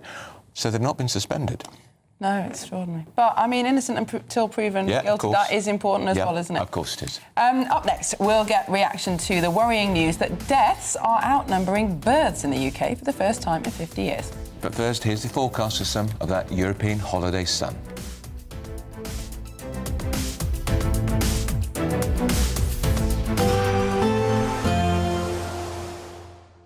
I forecast a perfect holiday in the sun. Weather looking good then? For sure, and no worries about our travel insurance. All Clear Travel Insurance sponsors GB News Travel Destinations forecast. The hot weather and thunderstorms across eastern areas of Europe will slowly start to ease this weekend, but still very hot for Italy and Greece through the next few days.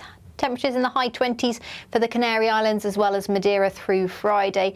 Reasonably warm across Spain and France. We can see across parts of Italy and towards Greece. Very thundery rain temperatures in the mid-30s through Friday. Perhaps a little higher than that inland, but it does become a little bit cooler through the weekend and into next week. Bye-bye. All Clear Travel Insurance sponsors GB News Travel Destinations forecast. Good afternoon, Britain. Weekdays from midday.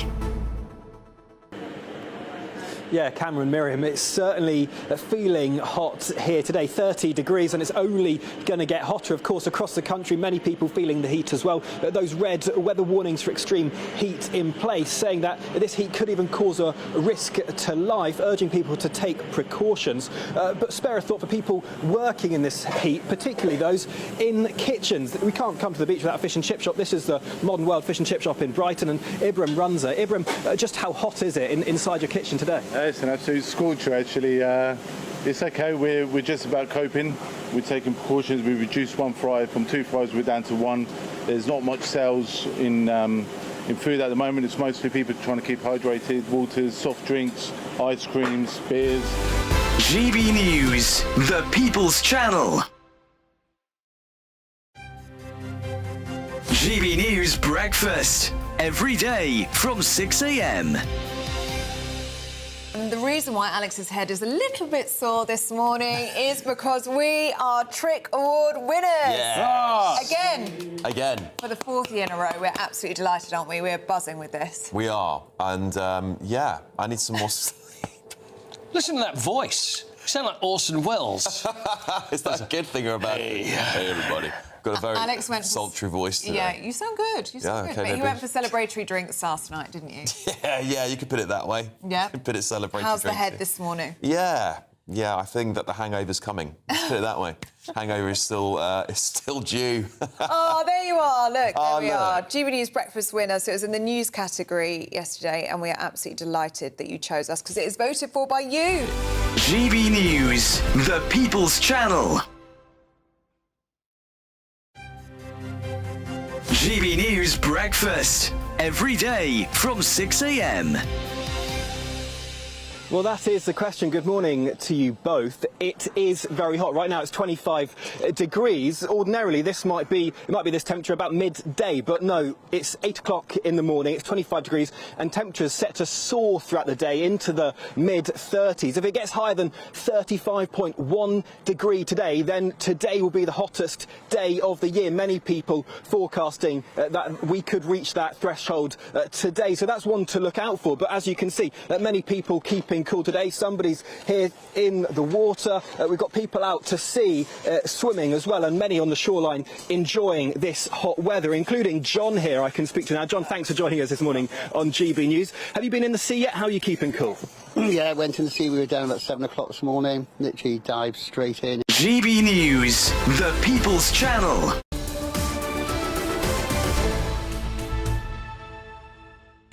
Welcome back. It's nearly 12 minutes to 11. You're watching Britain's Newsroom on GB News. Well, the government has been accused of being asleep at the wheel after it emerged that from today, deaths are actually outnumbering births in England and Wales for the first time in a very long time. Well, the birth rate in this country has been falling since the 1970s and especially steeply since 2010. And today has been branded Death Day by experts. We're joined by Claudia Ruolander, who's a senior researcher at the Centre for Social Justice. Claudia, good morning and welcome. Why should we be worried? We should absolutely be worried for two main reasons. Firstly, on an economic basis, we should be worried that our public debt to GDP ratio will soar to something around 270% by the time our children today reach their old age.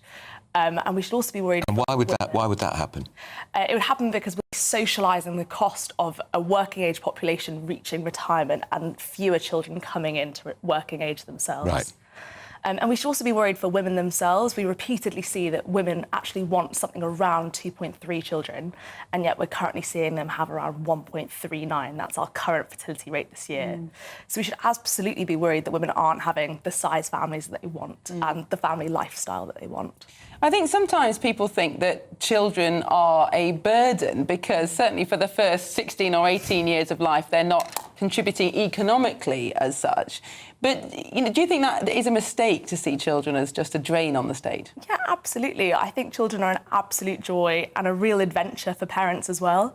I think we swim in cultural narratives that tell us that they're a drain, as you say.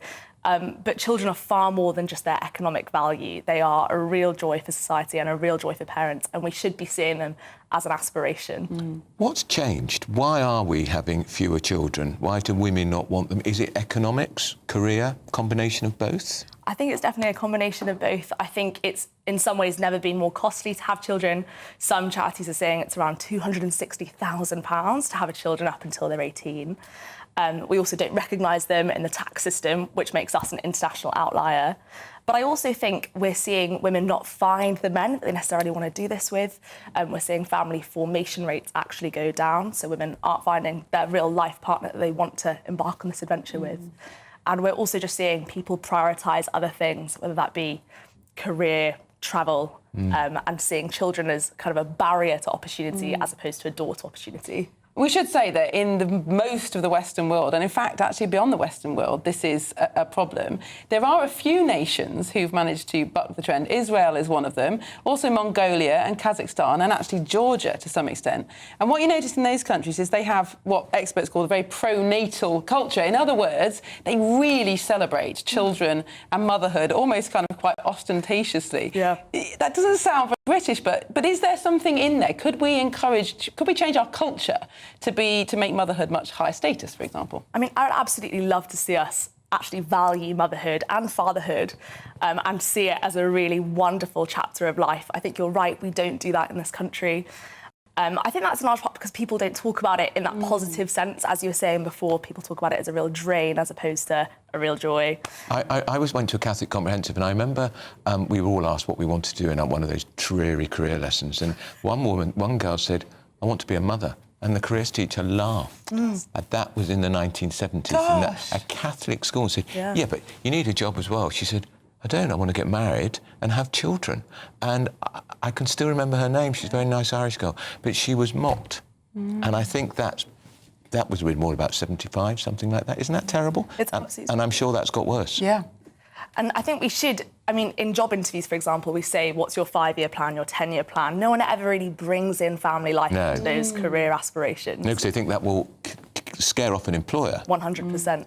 So I suppose the question is, what's it got to do with the government? And lots of people would say, well, you know, why should government ministers be telling people what to do with their private life? But do you think there are things that the government can do to change the landscape, I suppose, to make it easier to have children? Yeah, absolutely. I mean, I think culture comes downstream of politics a lot of the time. So I think we could be doing economic policy that would actually help family policy, whether that is recognising children or dependents in the tax system. Or well, we used to have that, didn't we? We Long did, ago. Yeah, absolutely. But I also think politicians could just be championing that chapter of life a lot more and not see women as just units of economic value. It's not just about how much they can contribute in GDP because they've reached a certain point in their career. It's also about seeing them having children as a wonderful thing and dads having children as a wonderful thing. And trying to start earlier if possible. So a lot of people I know, you know, they do want to have children, but they want to make sure they've got the house, they've got married, they've you know, had the career. And then sadly, some of them finding it's too late. They've reached their mid-30s, they're not able to conceive, and they wish they'd started younger. Absolutely. I mean, we're seeing some studies that show women are willing to wait up to 7 or 10 years to settle down with their partner, which, as you say, just decreases their time available to have children. Claudia, thank you so Really much for joining us. Really, really interesting. We've got a statement from the government who say... We are helping families by delivering 30 hours of funded childcare for over 500,000 working families, cutting VAT on family attractions and children's meals this summer and freezing fuel duty. We have the right economic plan, Andrew. With inflation holding steady and delivering real wage growth, decisions this government has made have eased pressure on family finances. How does make it cheaper for family to go to the fun fair? Is that going to help the birth rate? That's a good question. Well, the childcare angle is interesting because there isn't actually any correlation between countries that have cheap or free childcare and birth rates. It's not actually what people want to have a child and then put their child in a nursery. They'd like to look after themselves quite often. Still ahead, one of Britain's most notorious grooming gang leaders is being released early from his sentence today. We're going to be talking to the Reform MP Sarah Pochin, who I suspect will have some very punchy views on this story. This is Britain's Newsroom, Britain's favourite morning show on GB News.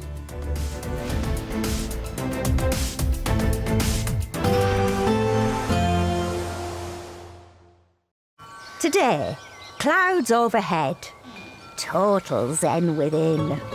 Boxed Solar sponsors the weather on GB News.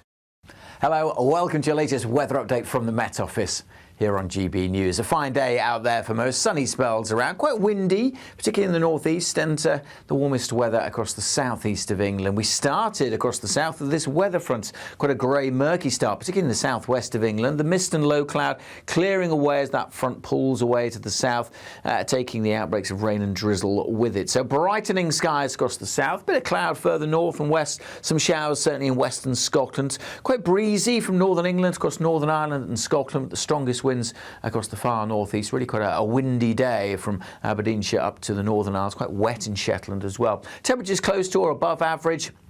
High teens, low 20s, but in the southeast, 25, 26, feeling quite warm through the afternoon. And quite a pleasant summer's evening here, right across the south of England, South Wales, lots of sunshine. The wind's fairly light, a bit more cloud further north, but even here too, most places dry and bright to end the day. The breeze continuing to ease. 1 or 2 light showers possible across the north of Northern Ireland and into northern Scotland. The rain by this evening pulling away from Shetland. Still quite windy, but those winds continuing to ease down all the while through this evening.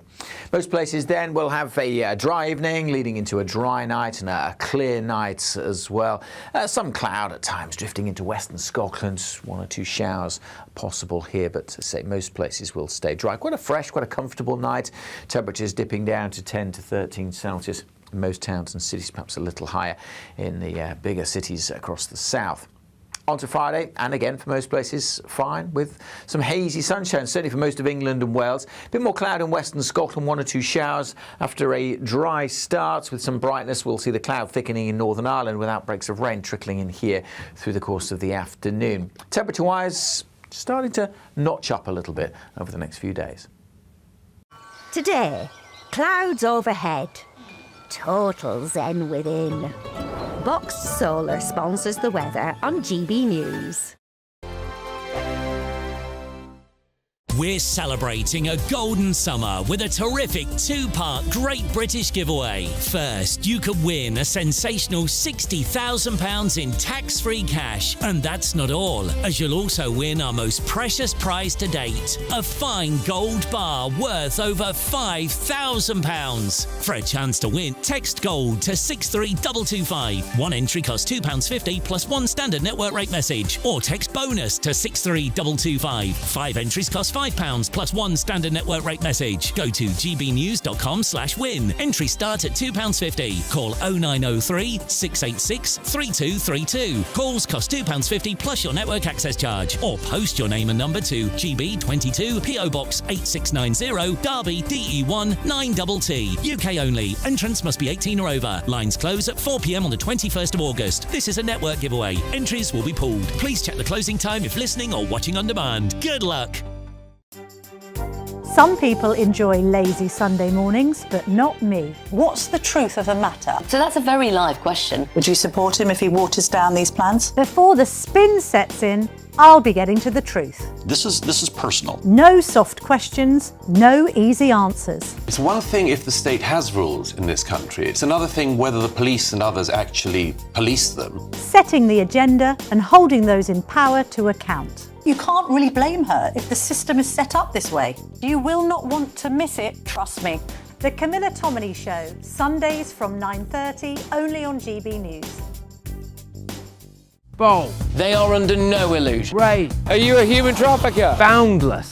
I've had enough of the nonsense, and I'm not afraid to say it. Don't get us on the BBC. Every weeknight, I tear through the headlines. The smell of gasoline. Should we be worried about it? From Westminster madness to cultural war chaos. What we're going to do now, they are throwing things out the car as we speak. Get ready, Britain. Here we go. Patrick Christie's tonight, weeknights from 9 p.m, only on GB News, Britain's news channel.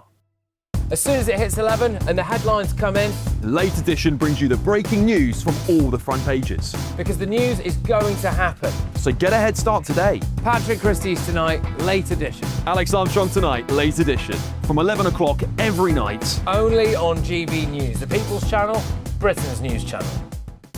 I've been in Westminster for a long time. But I know that though power may be here, its effect on people's lives is across the whole of the country. We may be where rules are made, but it's where they're implemented that matters.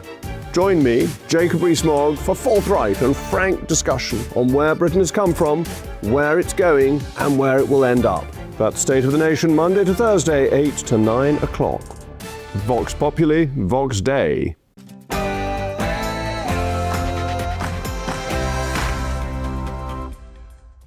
Morning, it's 11 a.m. on Thursday, the 2nd of July. We are live across the United Kingdom, Britain's newsroom, with Andrew Pearce and Miriam Cates. Well, Prime Minister-to-be Andy Burnham says nothing is off the table to deport one of Britain's most notorious grooming gang ringleaders. This is ahead of his release from prison this morning. Keep the belief, keep getting the ball into the right areas, and, you know, one of us will have our hero moment, and thankfully for me it was today. Well, they did it, but only just. They looked like they were going out before Captain Harry Kane came to the rescue. Former England striker Teddy Sheringham says the boys did good. The energy and the desire that they put to get back into the game was fantastic. A somewhat unconvincing performance from the Three Lions last night, but saviour Harry Kane giving them that brace to take them through to the round of 16. We're getting reaction here in Manchester. Elsewhere, as the countdown continues until Andy Burnham gets the keys to number 10, his economic plans are causing controversy. We'll be joined by the man who says he's not so much King of the North as Slayer of the South. Prince Harry will face an elevated risk from terror plots when he comes to the UK next week. Our royal correspondent Cameron Walker has the latest. Well, that report, of course, coming from his own security team in the United States. Meanwhile, of course, as any extra security is put on, it's British taxpayers who will be footing the bill. More detailed shortly. Our children's lives in danger. They play freely round the estate. That has to stop. We leave our doors open because we all know each other. They'll have to be locked. Women walk down the field with the dogs happily. That'll have to stop. Well, a row over plans to house asylum seekers in a small village is growing. Local Tory MP Mark Pritchard is speaking to Home Office officials shortly before meeting residents this evening. And they need to make it clear that no more asylum seekers will be put in to Stoke Heath, and the ones that are already there should be relocated to somewhere where it's more appropriate, where there are public services to support.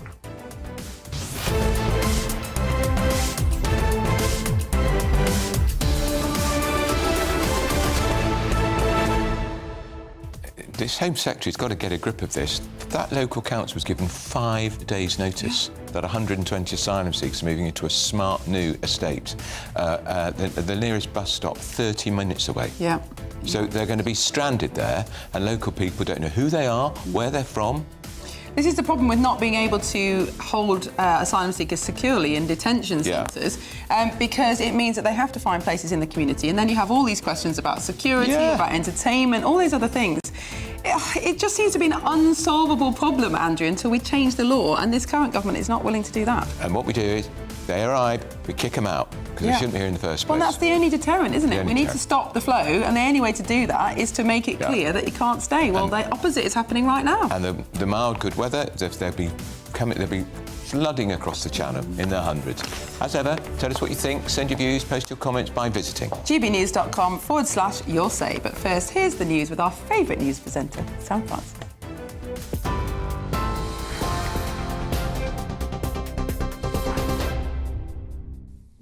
Very good morning to you. Just after 11 o'clock, the top story this hour. Sir Keir Starmer will formally apologise today for the British state's role in historic forced adoptions when thousands of unmarried mothers were pressured into giving up their babies. An estimated 185,000 babies were taken from their mothers in the 1950s, 60s and the 70s. Campaigners, including mothers, adoptees and wider families, will meet the Prime Minister in Downing Street before his statement to the Commons, and we will, of course, bring that statement to you as soon as Sir Keir Starmer takes to the floor in the Commons later this morning. The apology comes 3 years after the devolved governments in Wales and Scotland said sorry to the victims. The Church of England has also apologised for its role, saying victims suffered pain and trauma when they should have received care and compassion. Andy Burnham says nothing is off the table to deport the ringleader of a Rochdale grooming gang as he prepares to leave prison. Shabir Ahmed, who is 73, will be released today after serving 14 years for rape and sexual offences against young girls. Victims have been told Ahmed cannot be deported to Pakistan despite being stripped of his British citizenship. They've expressed fears for their safety once he is released. Shadow Business Secretary Andrew Griffiths told us today that Parliament should change the law to force Shabir Ahmed out of the country. We should, as a country, be using every sanction in the book to make sure that countries take people back, as well as reforming the ECHR, leaving the ECHR, reforming other aspects of human rights laws to ensure that that can absolutely happen. So nothing's off the table. The visa regime, foreign aid, trade sanctions to make countries take people back, and reforming our own laws to ensure that we have the absolute ability to deport criminals and animals like this. Andrew Griffith there speaking to us this morning. In other news, opposition parties are demanding to know what Sir Keir Starmer will cut to fund his newly announced £15 billion defence pledge. The Prime Minister says the money will come from investment budgets in other areas, including road and energy projects. But the Treasury has only identified £10.3 billion so far. That could leave Andy Burnham, the likely incoming Prime Minister, having to find the remaining £4.7 billion. Opposition MPs say that Labour must come clean, warning schools and hospitals could lose vital funding. The body responsible for investigating miscarriages of justice has been told to urgently improve its investigations to avoid another scandal like the Andrew Malkinson case. An independent inspection examined 60 cases and made 34 recommendations. The watchdog found weaknesses, delays and inefficiencies and has warned that the Criminal Cases Review Commission lacks proactive quality assurance. Andrew Malkinson spent 17 years in prison for a rape he did not commit. A review found that he could have been freed 10 years earlier if the CCRC had obtained new DNA evidence sooner. But the Commission's interim chair, Dame Vera Baird, says that the organisation is now committed to tightening its processes. Criminal Cases Review Commission has never been inspected before, and that is quite a surprise. It is a unique organisation. It's wholly different from the rest of the criminal justice system, and yet the rest of it is regularly inspected. It was imperative that we check that every bit of our process was tightly run and well scrutinised so that we could be confident going forward that it's much less likely there'll be any more mistakes. Russia has launched a major drone and missile attack on the Ukrainian capital overnight, killing at least now 17 people. Explosions lit up the night sky as air defences tried to intercept drones, cruise missiles and ballistic missiles over Kyiv. Officials say residential buildings were hit across the city, with several neighbourhoods evacuated. President Volodymyr Zelensky had warned that Russia was preparing a massive attack and cut short his visit to Dublin. Russia claims it targeted energy and defence infrastructure in response to Ukrainian strikes on Russian power stations.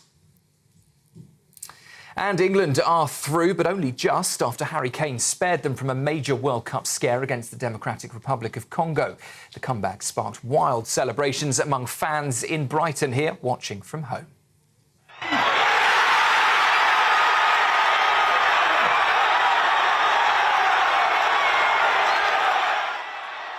Thomas Tuchel's side fell behind to an early goal and briefly faced the prospect of crashing out.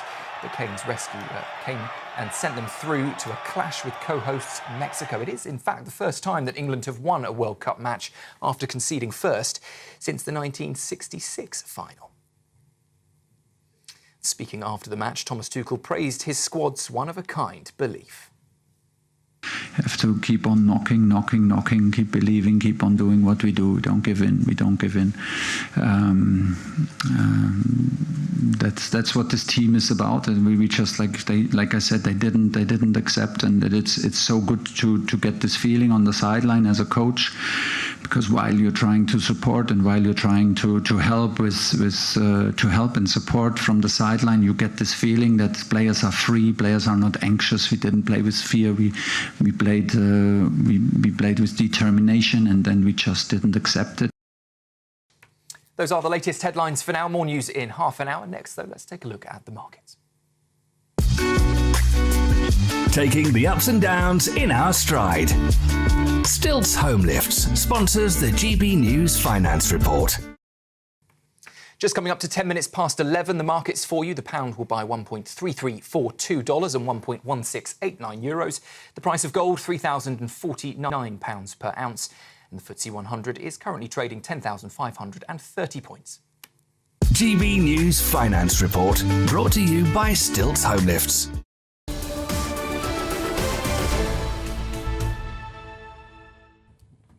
Hello, good morning and welcome. You're watching and listening to Britain's Newsroom. We are live across the United Kingdom on GB News with Andrew Pearce and Miriam Cates.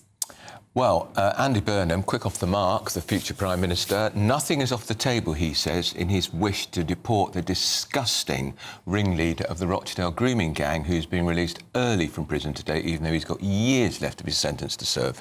Well, the offender is called Shabir Ahmed. He's now 73 years old. He will be released today after serving 14 years for rape and sexual offences against young girls. Of course, he was convicted and sent to prison for 19 years back in 2012, so not served the full sentence. So we're joined by the Reform UK MP for Runcorn and Helsby, Sarah Pochin. So I know people watching this programme and listening will just be appalled, firstly, that he's being let out early. Why? And secondly, even though he's had his British citizenship stripped from him because of some absurd quirk in the law, we can't deport him. They've had years to sort this law change out. He's been in prison for 14 years. This should have been sorted so the moment he's out today, he's on a plane. I couldn't agree more. This vile individual raped girls as young as 12. I think he was charged with at least 30 rapes. His sentence was concurrent. It should have been consecutive. As you know, I served in the courts for 20 years. I cannot understand how he got a concurrent sentence. He should be serving 40 years of sentence, and he should serve every single day of that sentence. His victims are. His victims are. And the other thing I want to say as well is the victims of this this was the Rochdale area, they were promised that when their perpetrators were released from prison, that they would be deported back to Pakistan. Not one single of those rapists, and let's call them as they are, have been deported back to Pakistan. That is an utter betrayal, again, of these victims by politicians. Because I tell you what, the government, the last government and this government could change the law. So why haven't they changed the law? Well, it seems, bizarrely, that nobody anticipated this loophole. And, of course, it is quite a unique case. You had to have come across from a Commonwealth country by the 1st of January 1973, have lived here for 5 years before any questions about deportation. I mean, this probably doesn't apply to many people, but it is still strange that nobody in our legal system flagged this up until this note was circulated recently. Would you support a change in primary legislation, even if that took up, quite a considerable amount of parliamentary time? 100%. I don't actually buy the fact that no one foresee this coming. Right. We have an awful, I don't know whether it's hundreds, but there are a lot of, let's face it, predominantly Pakistani men who were involved in these grooming gangs of young white girls. They considered them trash, they considered them prostitutes, they considered them worthless. We've had years of politicians skirting around this issue because they don't want to be called racist. The lawyers were fully aware of this loophole. No, it's not acceptable that this is now... He was stripped of British citizenship, so obviously the intention was to deport him. But somebody, probably for reasons of incompetence, didn't realise that he fitted into this narrow loophole of people that came over before. But let's change the law. I have seen in Parliament things happen very, very quickly with the majority that this government has. They could change this law. They could deport this man. This man should not be on the streets. And I read that he is he's having an exclusion zone, I think, from around Rochdale. What's to stop him going to Rotherham or Bradford or Oldham or anywhere else where all of this is still going on? And I make this point time and time again, every single day that goes by when politicians don't take action, another young white girl is raped, drugged, sexually abused by predominantly Pakistani grooming gangs. It's happening now, today. And we've heard, Sarah, it is unfathomable that these victims discovered this monster was being released from social media. Home Office didn't tell them. Nobody came and knocked on their door. No liaison officer to put a protective arm. And that's how they found out. No one cares about them. That's the conclusion. No one cares, apart from people like the wonderful Maggie Oliver, who's campaigned, raised this issue, resigned from her job over this issue, but nobody has been held to account. And look, Andy Burnham, it looks as though, will be our next Prime Minister. He was the Police Crime Commissioner for Greater Manchester from 2017 to 2024. That meant he was in charge of the police. He could have done something about these investigations. He did nothing. So what faith do the British public have in this new Prime Minister coming in, as it looks like he will, and actually doing anything about it? It's all words. And let's face it, these people are hiding behind Article 8 of the ECHR and the Human Rights Act. The human rights lawyers are having a field day, continue to have a field day. It's a huge industry that has grown up in this country because we are allowing these vile, vile men to say that they have a right to a family life in this country. What about the right to a life of the victims? If Burnham was here, he would say, of course, Sarah, that he has fought for the families. And he's supported some local inquiries. Yeah. I know they're very minimal about that. He's never lifted the lid on it. I'm sorry, but he cannot claim to be in any way a champion for these victims of these grooming gangs. Although quite encouraging that he's come out so quickly on this case and being categorically in favour of doing what it takes to deport Shabir Ahmed. Now, of course, we'll wait to see whether or not that happens. But still, I think, in a way, that's a lot more responsive and quick off the mark than we've seen Keir Starmer be over the last couple of years. Well, he's the lawyer, not the leader. He'd have been saying, you've got to follow processes. But also, look, words are easy, yes? Look at Shabama Mahmood with all of her policies. They're going to deport, she says, now all foreign nationals with a criminal record. Illegal asylum seekers coming in, if they have a criminal record, they will never get a British visa, etc. This is all words, because unless you come out of the ECHR, unless you repeal the Human Rights Act and rewrite it, then they will hide behind this. They will claim that they have a case. We have, I think it's 20,000 illegal asylum seekers currently in the system waiting because they've got claims that it's their human right to stay here.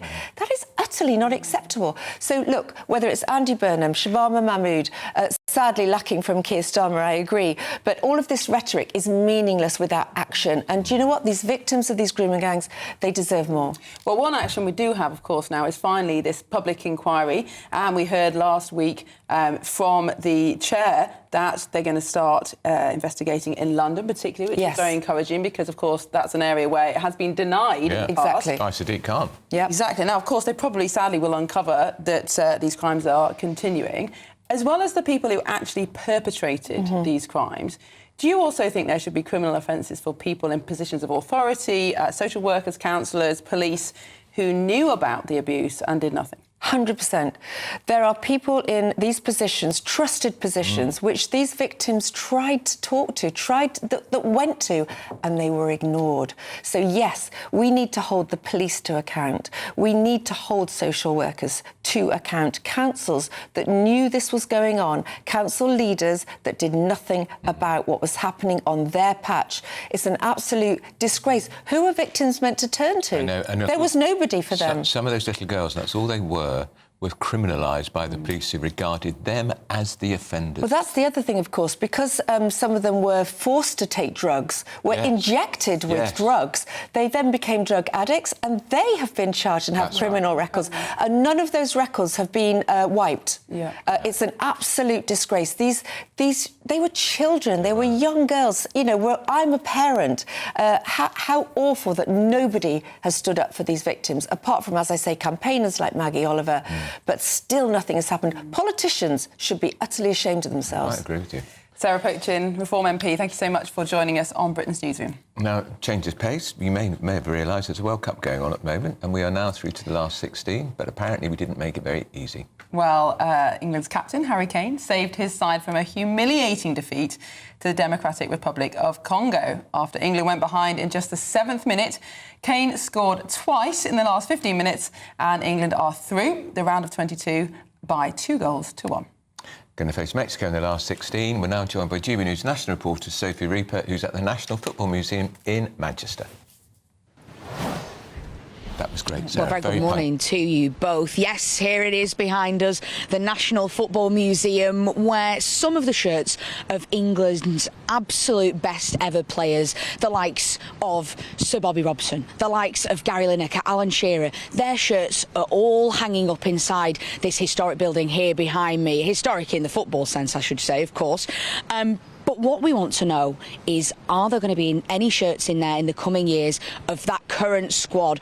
The likes of Harry Kane, who, of course, saved us last night with that brace from our captain. The likes, maybe, of Jude Bellingham, Marcus Rashford. Will they end up in this museum behind us, or will Mexico prove too much? That is the question on everyone's lips. So we've been here in Manchester this morning getting some reaction to last night's game and what they think their hopes are for the Three Lions going forward in this World Cup tournament. What did you make of the game last night? I think it was quite tense. We didn't know what the result was going to be. I think everyone was quite excited. The start of the match was looking well, and then I'm glad I watched it at home, to be honest, because I think the atmosphere would have been quite dull in the pubs up until the very end, but obviously very happy with the result. And are you going to stay up and watch the Mexico game? Is it like 1 a.m? Depends if it's on a weekend. I don't know what night it's on. It's Monday morning. No, I'm definitely not going to be watching that. But are you going to be staying up for the game then? I will do, yeah, definitely. Yeah. What do you reckon of England's chances? I reckon they don't give us much of a chance, but I reckon even we're going to win 2-0. 2-0 against Mexico? Yeah. And how far can they take it? Is this the year it comes home? No. No, not when you see the way France and Spain play. They're the most dangerous. We could beat them, but I don't think we will. Well, some real cynicism on the ground this morning. I think people not willing to get their hopes up because they don't want it to hurt them come the next few games. Of course, we've got that challenge against Mexico, and then going on, depending on how other games play out, Andrew and Miriam, we could end up facing the likes of Brazil, Argentina, and then in the final it would probably be either France or Spain. So if we can keep it going, some real tough tests to come for the Three Lions, but we've just got to try and keep the hope up and keep supporting the boys over in North America. Sophie, thank you so much. France, Spain, Argentina. That does not sound very promising for England, but No. you never know. You never know. Well, they probably said that in 1966 when we beat Germany 4-2. Well, they're out, so we Good. have not got that. Good. The hurdle. old enemy are out. We like Indeed. And they went out on penalties, which is deliciously that. satisfying. Yeah, it really is. Well, time now for our Great British Giveaway. Your chance to join in with our Golden Summer celebration and win £60,000 in tax-free cash and a real gold bar worth over £5,000. You can give that gold bar to a loved one or invest it for the future. Give it to me if you like. Use it as a doorstop. Use it as a doorstop. Here's all the details you need for a chance to make it all yours. Good luck. We're celebrating a golden summer with a terrific two-part Great British Giveaway. First, you could win a sensational £60,000 in tax-free cash to spend however you like this year. What would you do with that? And that's not all, as you'll also win our most precious prize to date, a fine gold bar worth over £5,000. It's pure gold to own, trade or gift to a loved one and secure their financial future. So make sure you don't miss your chance to bank over £65,000 worth of prizes in our Golden Summer celebration. For a chance to win £60,000 in tax-free cash and a real gold bar, text GOLD to 63225. One entry costs £2.50 plus one standard network rate message, or text BONUS to 63225. 5 entries cost £5 plus one standard network rate message. Go to gbnews.com/win. Entry starts at £2.50. Call 0903 686 3232. Calls cost £2.50 plus your network access charge, or post your name and number to GB22 PO Box 8690 Derby DE1 9TT. UK only. Entrants must be 18 or over. Lines close at 4 p.m. on the 21st of August. This is a network giveaway. Entries will be pooled. Please check the closing time if listening or watching on demand. Good luck. Well, coming up next, Labour MPs tell the incoming Prime Minister Andy Burnham to ignore deluded calls for more North Sea drilling. Will he fold to their demands? Goodness me, that would be a bad first move, wouldn't it? Certainly would. And we'll be going through that and more with Nigel Nelson and Carol Malone. This is Britain's Newsroom. There they are on GB News.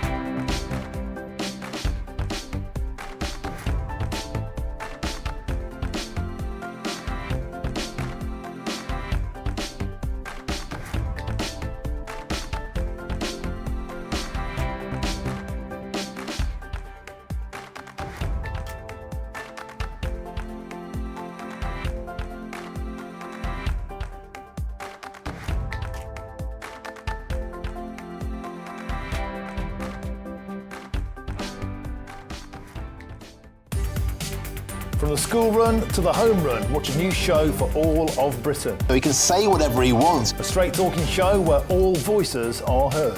And, you know, when are we going to stop talking about smashing the gangs and actually do it? With the stories that matter from every part of our country. There's a bit of a crash landing there for your Chancellor. Bold, fearless and standing up for you. That's me, Martin Daubney, 3 p.m. till 6 p.m, weekdays, here only on GB News. The People's Channel, Britain's news channel. Exciting news. Every Friday, my Patrick Christie's Tonight Show is going to have a twist to it. We're welcoming some special guests. You.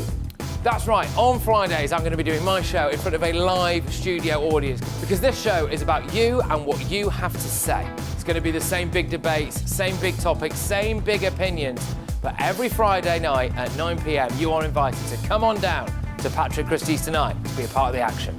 Only on GB News, the People's Channel, Britain's news channel. Welcome to Free Speech Nation with me, Josh Howard. This is the show where each week we see what's happening in the world of culture, current affairs and politics. First we'll say, welcome to the UK. Oh, thank you. And we're not afraid to use our free speech so that you can use yours. It's not controversial in the slightest to anyone who hasn't lost their mind. Free Speech Nation, Sunday nights at 7 p.m. Only on GB News, the People's Channel, Britain's news channel.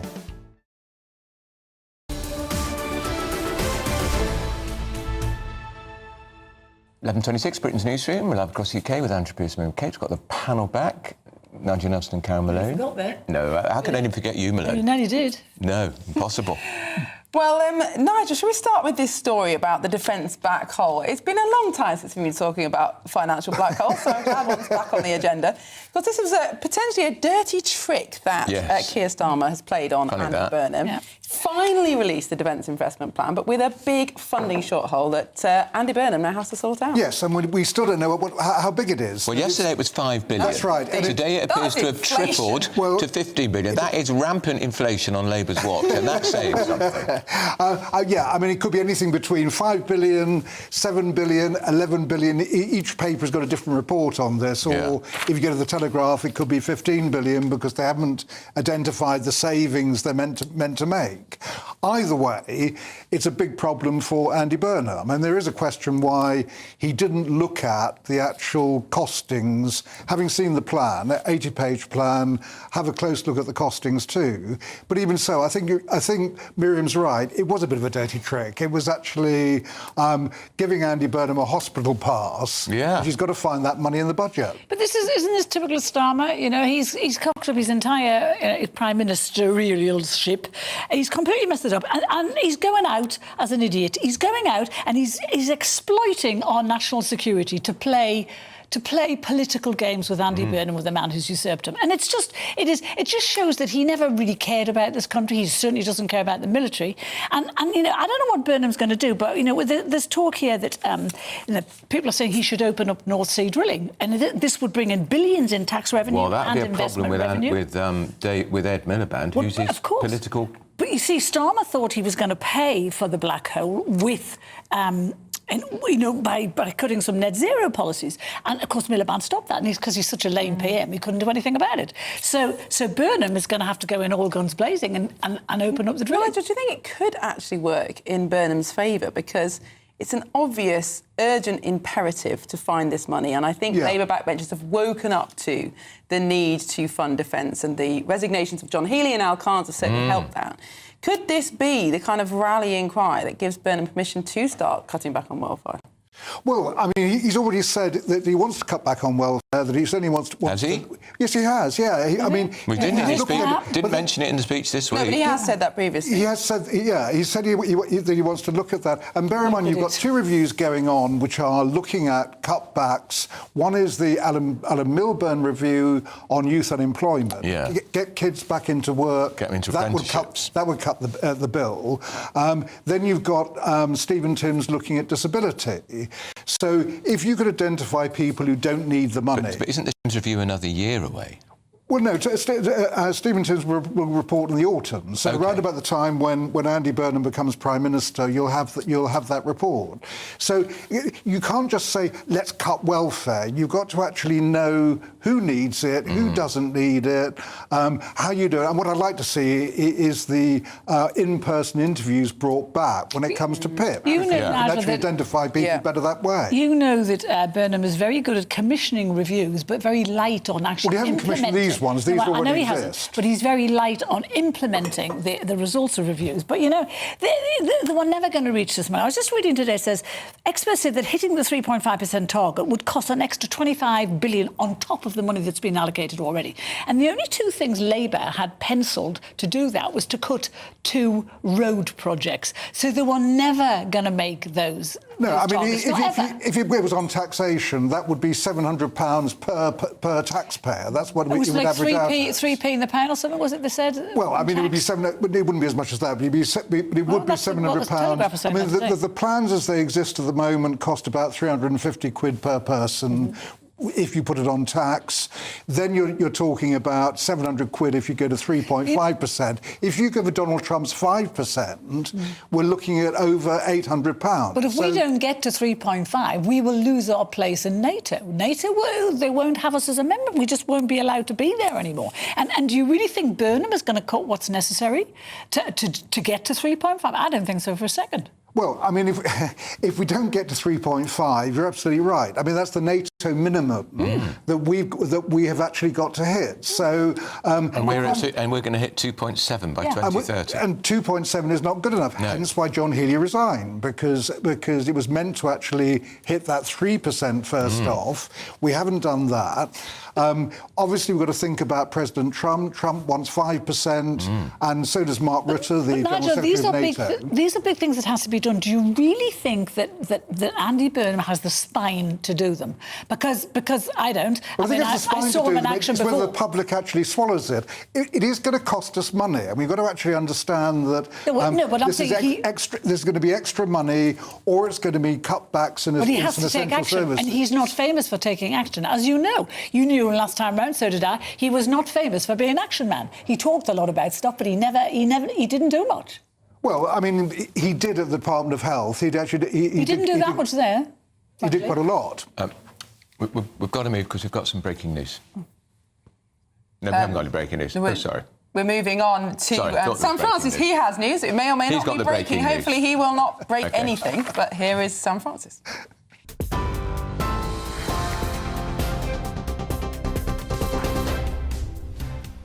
Very good morning to you. The top story at just after 11:30. Well, Sir Keir Starmer is any moment now about to formally apologise for the British state's role in historical forced adoptions.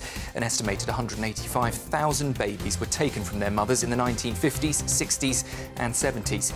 Campaigners have met the Prime Minister in Downing Street this morning before that statement to the Commons shortly. Andy Burnham says nothing is off the table to deport the ringleader of a Rochdale grooming gang as he prepares to leave prison. Shabir Ahmed, who is 73, will be released today after serving 14 years for rape and sexual offences against young girls.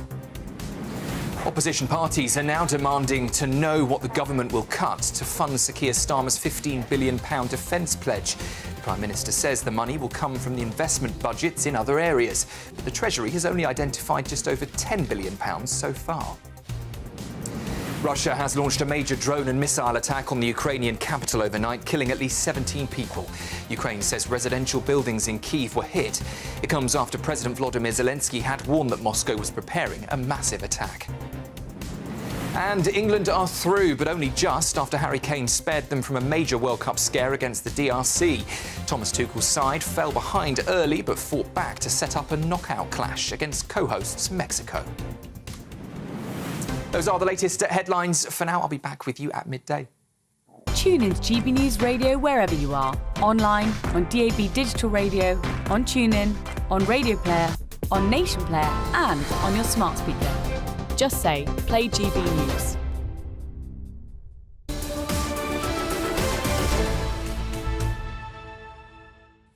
Well, there is and some there breaking was some news. breaking, so I wasn't completely You were misled. not. We weren't going mad, but it's particularly relevant for you, Andrew, because as the nation celebrates England's win, the government has rejected calls for a blanket extension to licensing hours to allow fans to enjoy the team's next World Cup game against Mexico in the pub at 1 a.m. on Monday. Well, if the match starts at 1 o'clock, what would it end at 3 o'clock? So that would be the pub staying until 3 o'clock. That is pretty late. It is, but it's a one-off. Yeah. And it could be our farewell from the competition for all we know. It could, and I do feel sorry for the pubs, but because the football tournament is taking place in America, lots of the matches are going to be played when they're not open. Yeah. So, they are losing out a bit.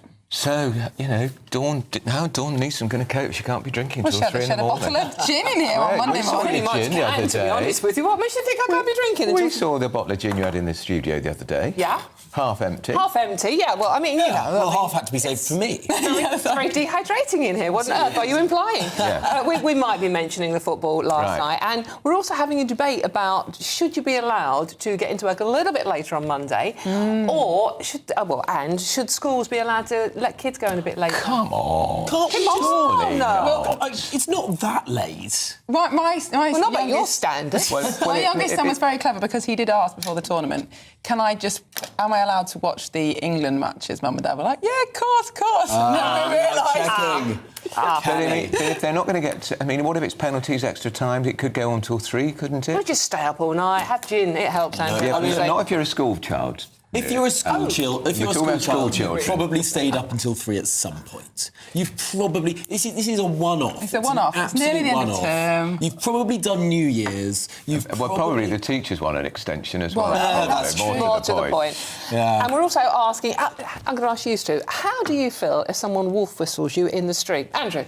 Well, it hasn't happened. Oh, I can't believe that. Well, it might have about 40 years ago. The last time you were wolf whistled, I imagine. Depends who it is, Dawn. How very dare you? What about you, Miriam? Depends who it is. Well, if it's Andrew, for example. Well, she'd know that's her flipping waste of time, wouldn't she? No, because we're having that debate because the Met Police are now going to be allowed to issue on-the-spot fines. Oh, stop for catcalling. No, come yes, for catcalling on. and wolf whistling. What's the matter with this country? They've got more important things to do. No. Oh, I mean, no words. Some young ladies find it intimidating. I should expect some Some young of us men. older ladies some whistle young back. men. For. Yeah. Shout something back. Yeah, the way exactly. you deal with it. Yeah, no, I think that is absurd. That's my contribution. I won't be to the drinking the debate. rest of the bottle of gin as well, obviously. I don't think it's going to be a Sound great like show. you sound like you already have. Well, that's all coming up and more at midday if Dawn lasts that long. Coming up, how will Andy Burnham fund that new black hole in Labour's defence spending plans? Because it was £5 billion yesterday, but now we know the truth, it is £15 billion. Could the King of the North also declare war on the South? This is Britain's Newsroom on GB News.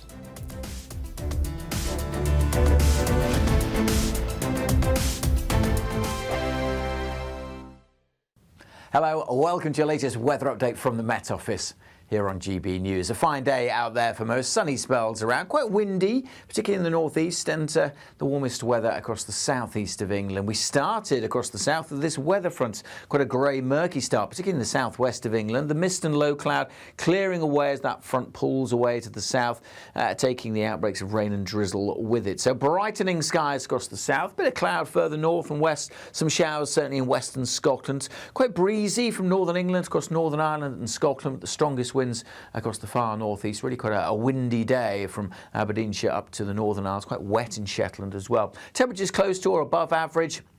High teens, low 20s, but in the southeast, 25, 26, feeling quite warm through the afternoon. And it's quite a pleasant summer's evening here, right across the south of England, South Wales, lots of sunshine. The wind's fairly light, a bit more cloud further north, but even here too, most places dry and bright to end the day. The breeze continuing to ease. 1 or 2 light showers possible across the north of Northern Ireland and into northern Scotland. The rain by this evening pulling away from Shetland, still quite windy, but those winds continuing to ease down all the while through this evening. Most places then will have a dry evening leading into a dry night and a clear night as well. Some cloud at times drifting into western Scotland, 1 or 2 showers possible here, but to say most places will stay dry. Quite a fresh, quite a comfortable night. Temperatures dipping down to 10 to 13 Celsius in most towns and cities, perhaps a little higher in the bigger cities across the south.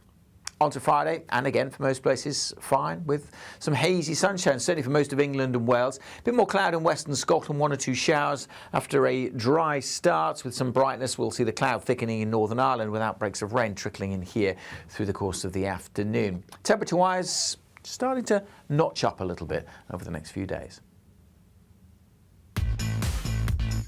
5 hosts, 5 opinions, 5 fearless debates, 5 unfiltered takes on the day's news. 5 reasons not to be anywhere else on Saturday night. This is the Saturday 5. You got me. You got me good there. Britain's biggest Saturday night TV show. It's not a bad brand. Yeah. Uncensored. Very, very racy tonight on the unpredictable. What does she say? Can you translate it for us? And always entertaining. And how can a country go from being led by William Wallace Saturday nights from 6 p.m. only on GB News, the People's Channel. Britain's news channel. You're going to want to stay tuned, trust me. As soon as it hits 11 and the headlines come in, Late Edition brings you the breaking news from all the front pages. because the news is going to happen. So get a head start today. Patrick Christie's tonight, Late Edition. Alex Armstrong tonight, Late Edition. From 11 o'clock every night. Only on GB News, the People's Channel, Britain's news channel.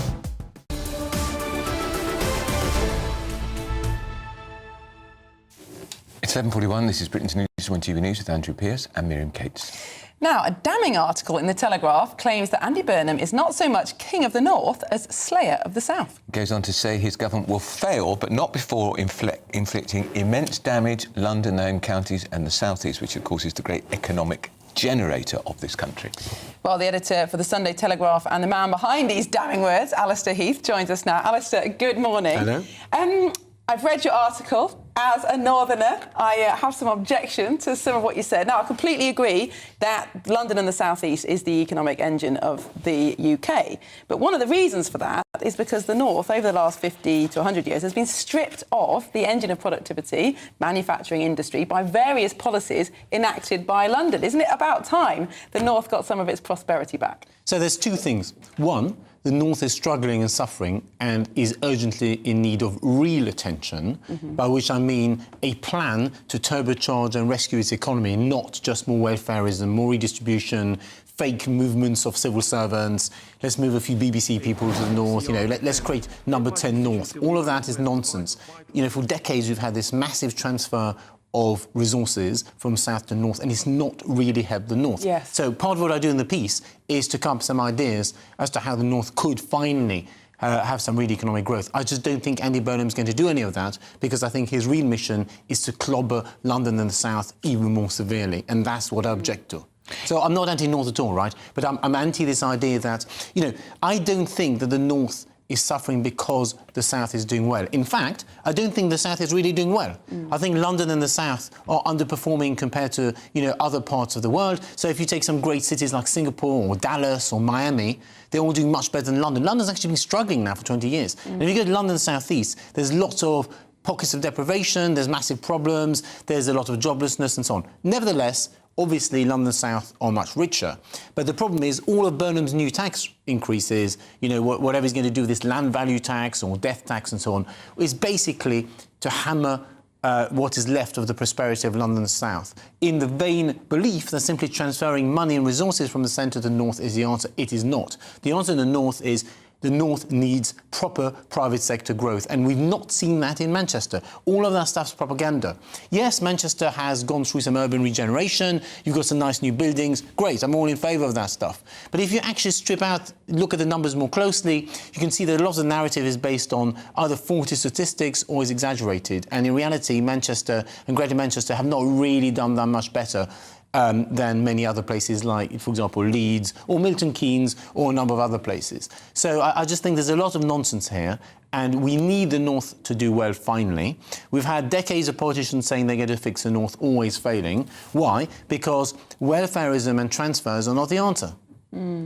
It feels to me also, Alistair, he's trying to go back to a core strategy. Labour in the north are being taken apart by reform. They've lost a lot of ground, and this is trying to solidify the Labour vote up there. But he does that at a great political risk, because there are lots of Labour seats now in the south east, in the southwest. Well, you would argue as well in the southwest, Cornwall and Devon. There is lots of real urban deprivation. Yes, absolutely. There's that 100%. But I think, I agree with Miriam's point, which is basically there's been a massive problem in the north. But I think we need to understand, why did London bounce back?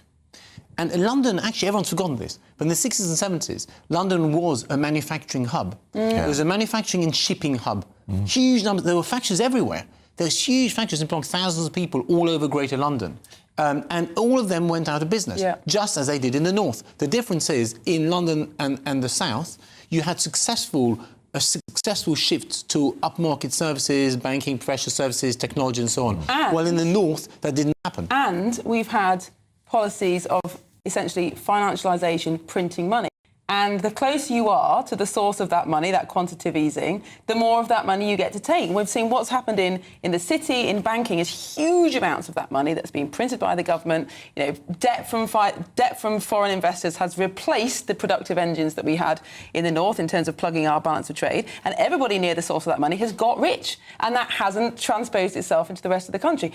Andy Burnham's right in the sense that, 30, 40 years of economic policy have pushed up our debt, but not given us any productivity. The north has suffered and the south has benefited, but a lot of it is debt. Yes, I mean, OK, so first of all, I agree. The manipulation of money for the last 20, 30 years has been a disaster. And when you manipulate money, what happens is people who've got assets, the haves, gain obviously more than the have-nots, because it leads to more inflation, but it also leads to a massive increase in certain things like house prices and stuff like that. But in reality, I don't accept that the last 10 or 15 years have been good for the South. I think the South and London have massively underperformed. The city is a shadow of what it used to be. Yeah. The stock exchange is in crisis. All the big companies are floating in America and not in London. You've got an exodus of wealthy people from London and the South East. House prices are falling in London South East, both in cash terms and definitely in real terms. So I think the South is struggling and the North is struggling. Yeah. I just don't accept it's a zero-sum game. For me, it's not a zero-sum game. Everybody needs everybody else. We should be one country. We should be one nation in that, not necessarily in the sense that it's commonly. Well, yes, and I think where the Tories went wrong in the 80s is that they thought that London's success would have more of an automatic positive impact on the rest of the country. It didn't. And things like net zero in the last decade have been catastrophic for the North and the Midlands. Thank you, Alistair. Very good explanation. And it's a very powerful article. You should read it. Well, coming up next, we'll have the latest on the alarming news ahead of Prince Harry's visit to the UK next week, that he faces 6 terrorist plots, 5 of which stem from within this country. Is he really? Moving on, if you're in search of some holiday sun, here's the forecast.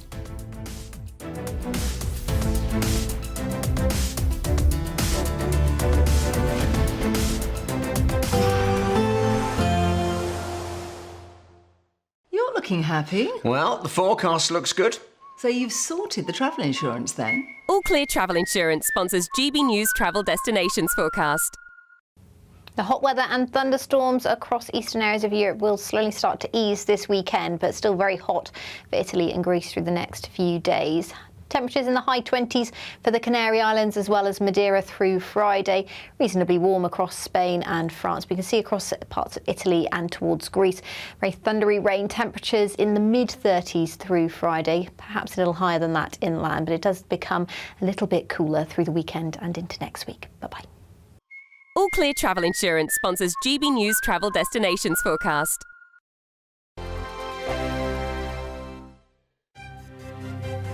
GB News Breakfast, every day from 6 a.m. And it's Father's Day. I don't know if my dad's up yet. If you are, happy Father's Day. He's already texted. Is he? He's tuning in. Mr. Reaper, good.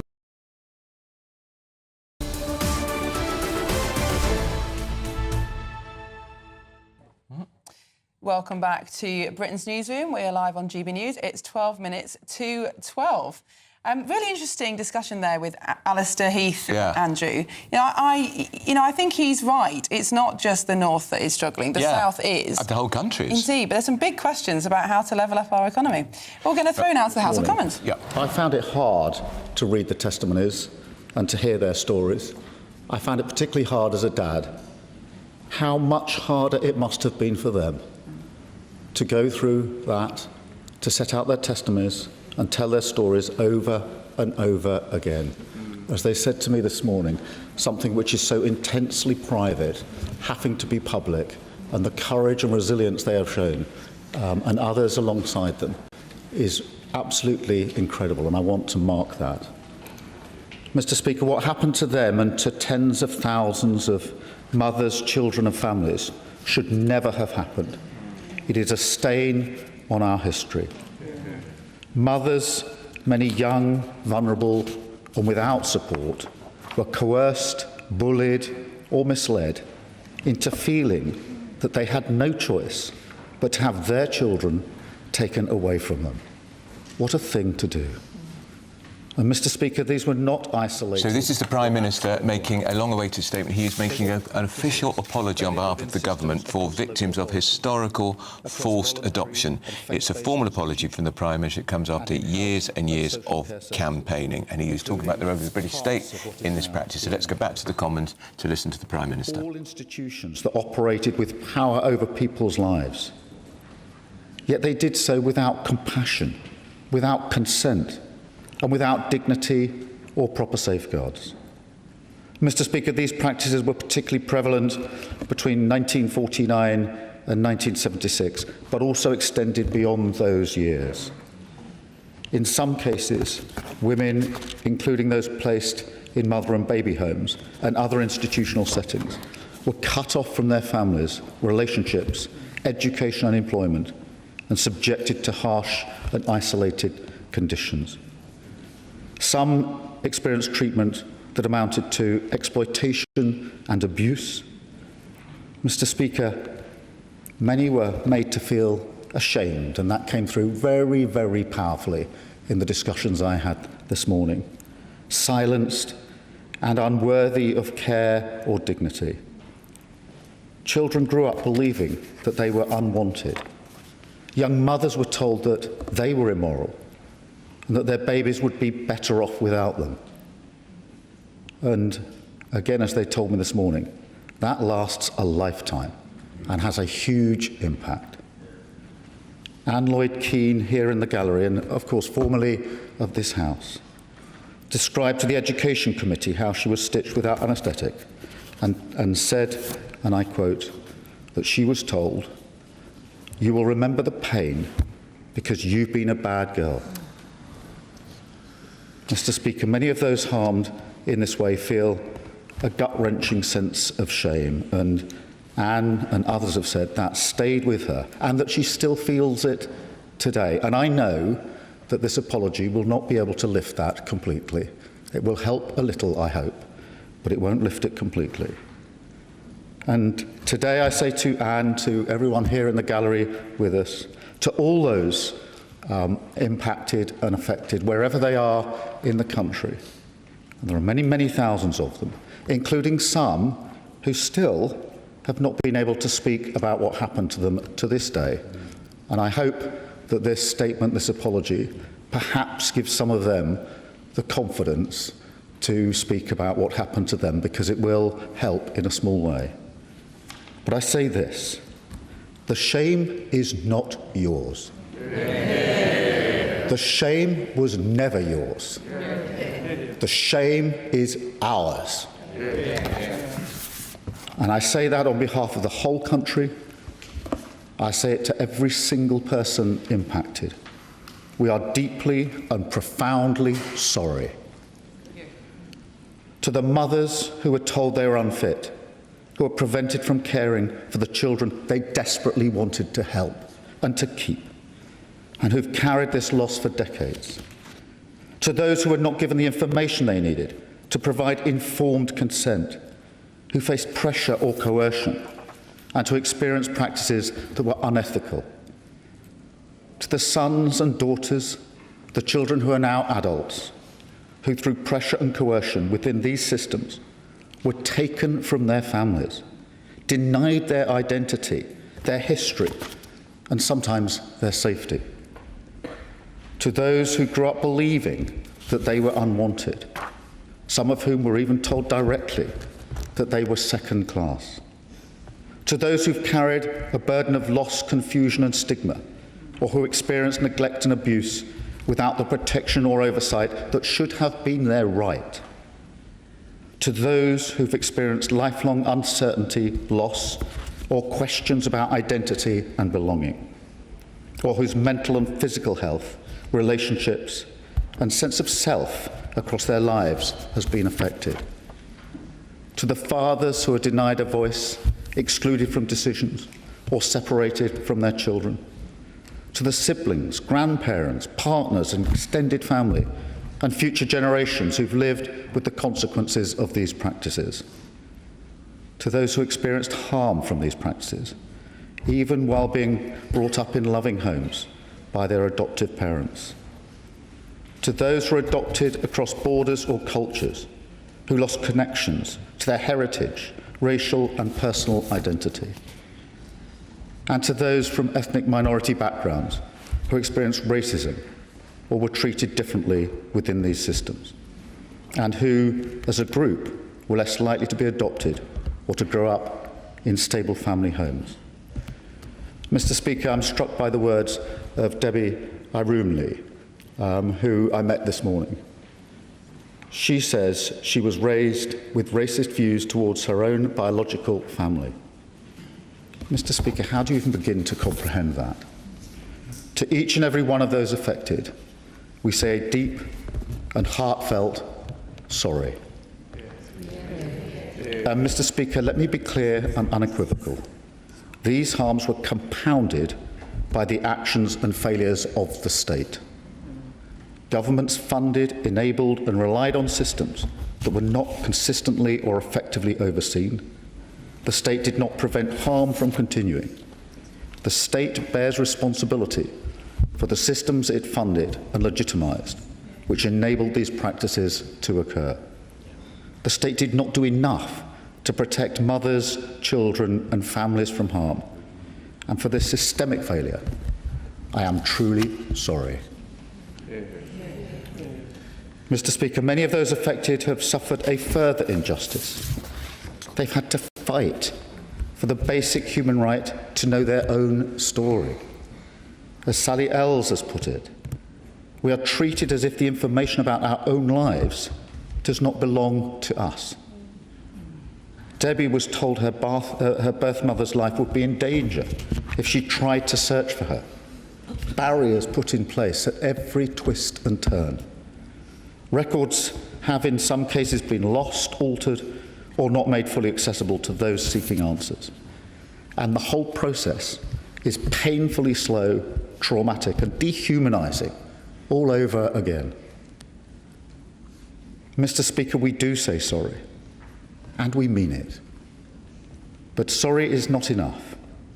This must also be the start of real change, working with those affected and their families to improve access to records and to provide the care and support that people need. So today I can tell the House we will fund the development of a national online resource, creating a single access point to locate records wherever they may be held across the country. We will consult on requiring existing records to be retained for 100 years, so they will remain available across the lifetime of those affected. And my right honourable friend, the Education Secretary, is today writing to local authorities, regional adoption agencies and voluntary adoption agencies, setting out the expectation that requests for records should be responded to swiftly and with compassion and consistency. And we will expand access to funded intermediary services, with particular focus on pre-1976 cases where access to support is currently most limited. We will establish national virtual peer-led support groups for mothers and adopted adults to improve access to ongoing trauma-informed support across the country. And we will work with NHS England to ensure those affected are taken seriously when they seek help. This includes new support for clinicians to better understand the impact of forced adoption and respond appropriately in their care. The NHS England will also explore how those who wish to do so can have their experience of forced adoption appropriately recorded in their health record. And finally, to further recognise those affected and ensure we learn the lessons of the past, we will commission a testimonials project to capture the stories of those with experience of historic forced adoption practices. Through all of this and more, we will continue to meet regularly with those with lived experience, guided by them to get this support right, to learn from our past and ensure that nothing like this can ever happen in this country again. Finally, Mr. Speaker, this national apology reflects and builds on the approaches taken by Scotland and Wales, whose devolved governments have also issued apologies for these practices, which we fully endorse. And I welcome the process underway in Northern Ireland to establish a statutory public inquiry into mother and baby institutions, Magdalene laundries and workhouses, And I also want to thank the Joint Committee on Human Rights and the Education Select Committee for all they've done to shine a light on this injustice. But most of all, I want to thank those who have campaigned for so long to have the truth recognised, including those who are no longer with us, to hear this apology that they fought for. It should never have happened, and you should not have had to fight so hard for this day to come. But today, finally, I do say on behalf of the state and on behalf of the nation as a whole, we see you, we hear you, and we are truly sorry. I commend this statement to the House, Mr. Speaker. Shadow Secretary of State. Well, we've been listening to the Prime Minister set out another piece in the jigsaw of his own legacy. An apology to the estimated 185,000 babies taken from their mothers in the 1950s, 60s and 70s and forced into adoption that they did not want. It's one of the most appalling stories. It's a real blot on our history that we ever treated women and girls in this appalling way, and the babies. There has been, so many. The reports on what these women and the babies they had to give up have been through is just absolutely heartbreaking. You cannot believe that we are talking just a few decades ago that we were treating people so inhumanely. Yeah. Young mothers, often because they had a baby out of wedlock, the baby ripped from them and forced into a different family. Yeah. And the girls were sent to the most horrific institutions where they were literally tortured. Many run by the Church of England. Yes. And babies were, if they died, were buried in unmarked graves. The young girls giving birth to these babies never even saw them. They didn't know if they lived or died. They were taken away. Many died and were buried in unmarked graves. And all of this is coming to light now. It is absolutely shocking. It's a real stain on our history. An apology, yes, obviously, apologies are fantastic things. But how even sort of like up to the early 1980s, we were putting girls through this. Honestly, Tom, I have no words for it. But there is change coming. Records will now be kept for 100 years as a default, so that people who perhaps don't know who their parents are will be able to, for the entire course of their life, look at those documents and find out their actual provenance. Yeah, well, let's hope we've learned our lesson about how we treat young women, although I'm not entirely sure, given some of the things we have coming up in our show, Tom, that we have learned that lesson, even now. Well, welcome to Good Afternoon Britain. It's a little bit past 12 o'clock on Thursday, the 2nd of July. My name's Tom Harwood. And I'm Dawn Neeson. And one of Britain's most notorious grooming gangs, what I was referring to earlier, grooming gang ringleaders is set to be released from prison later today. And his victim's being told that he cannot be deported, despite being stripped of that British citizenship. We were bringing the latest on this, yet another horrific story involving young girls as victims. Elsewhere, a row over plans to house asylum seekers in a Shropshire village.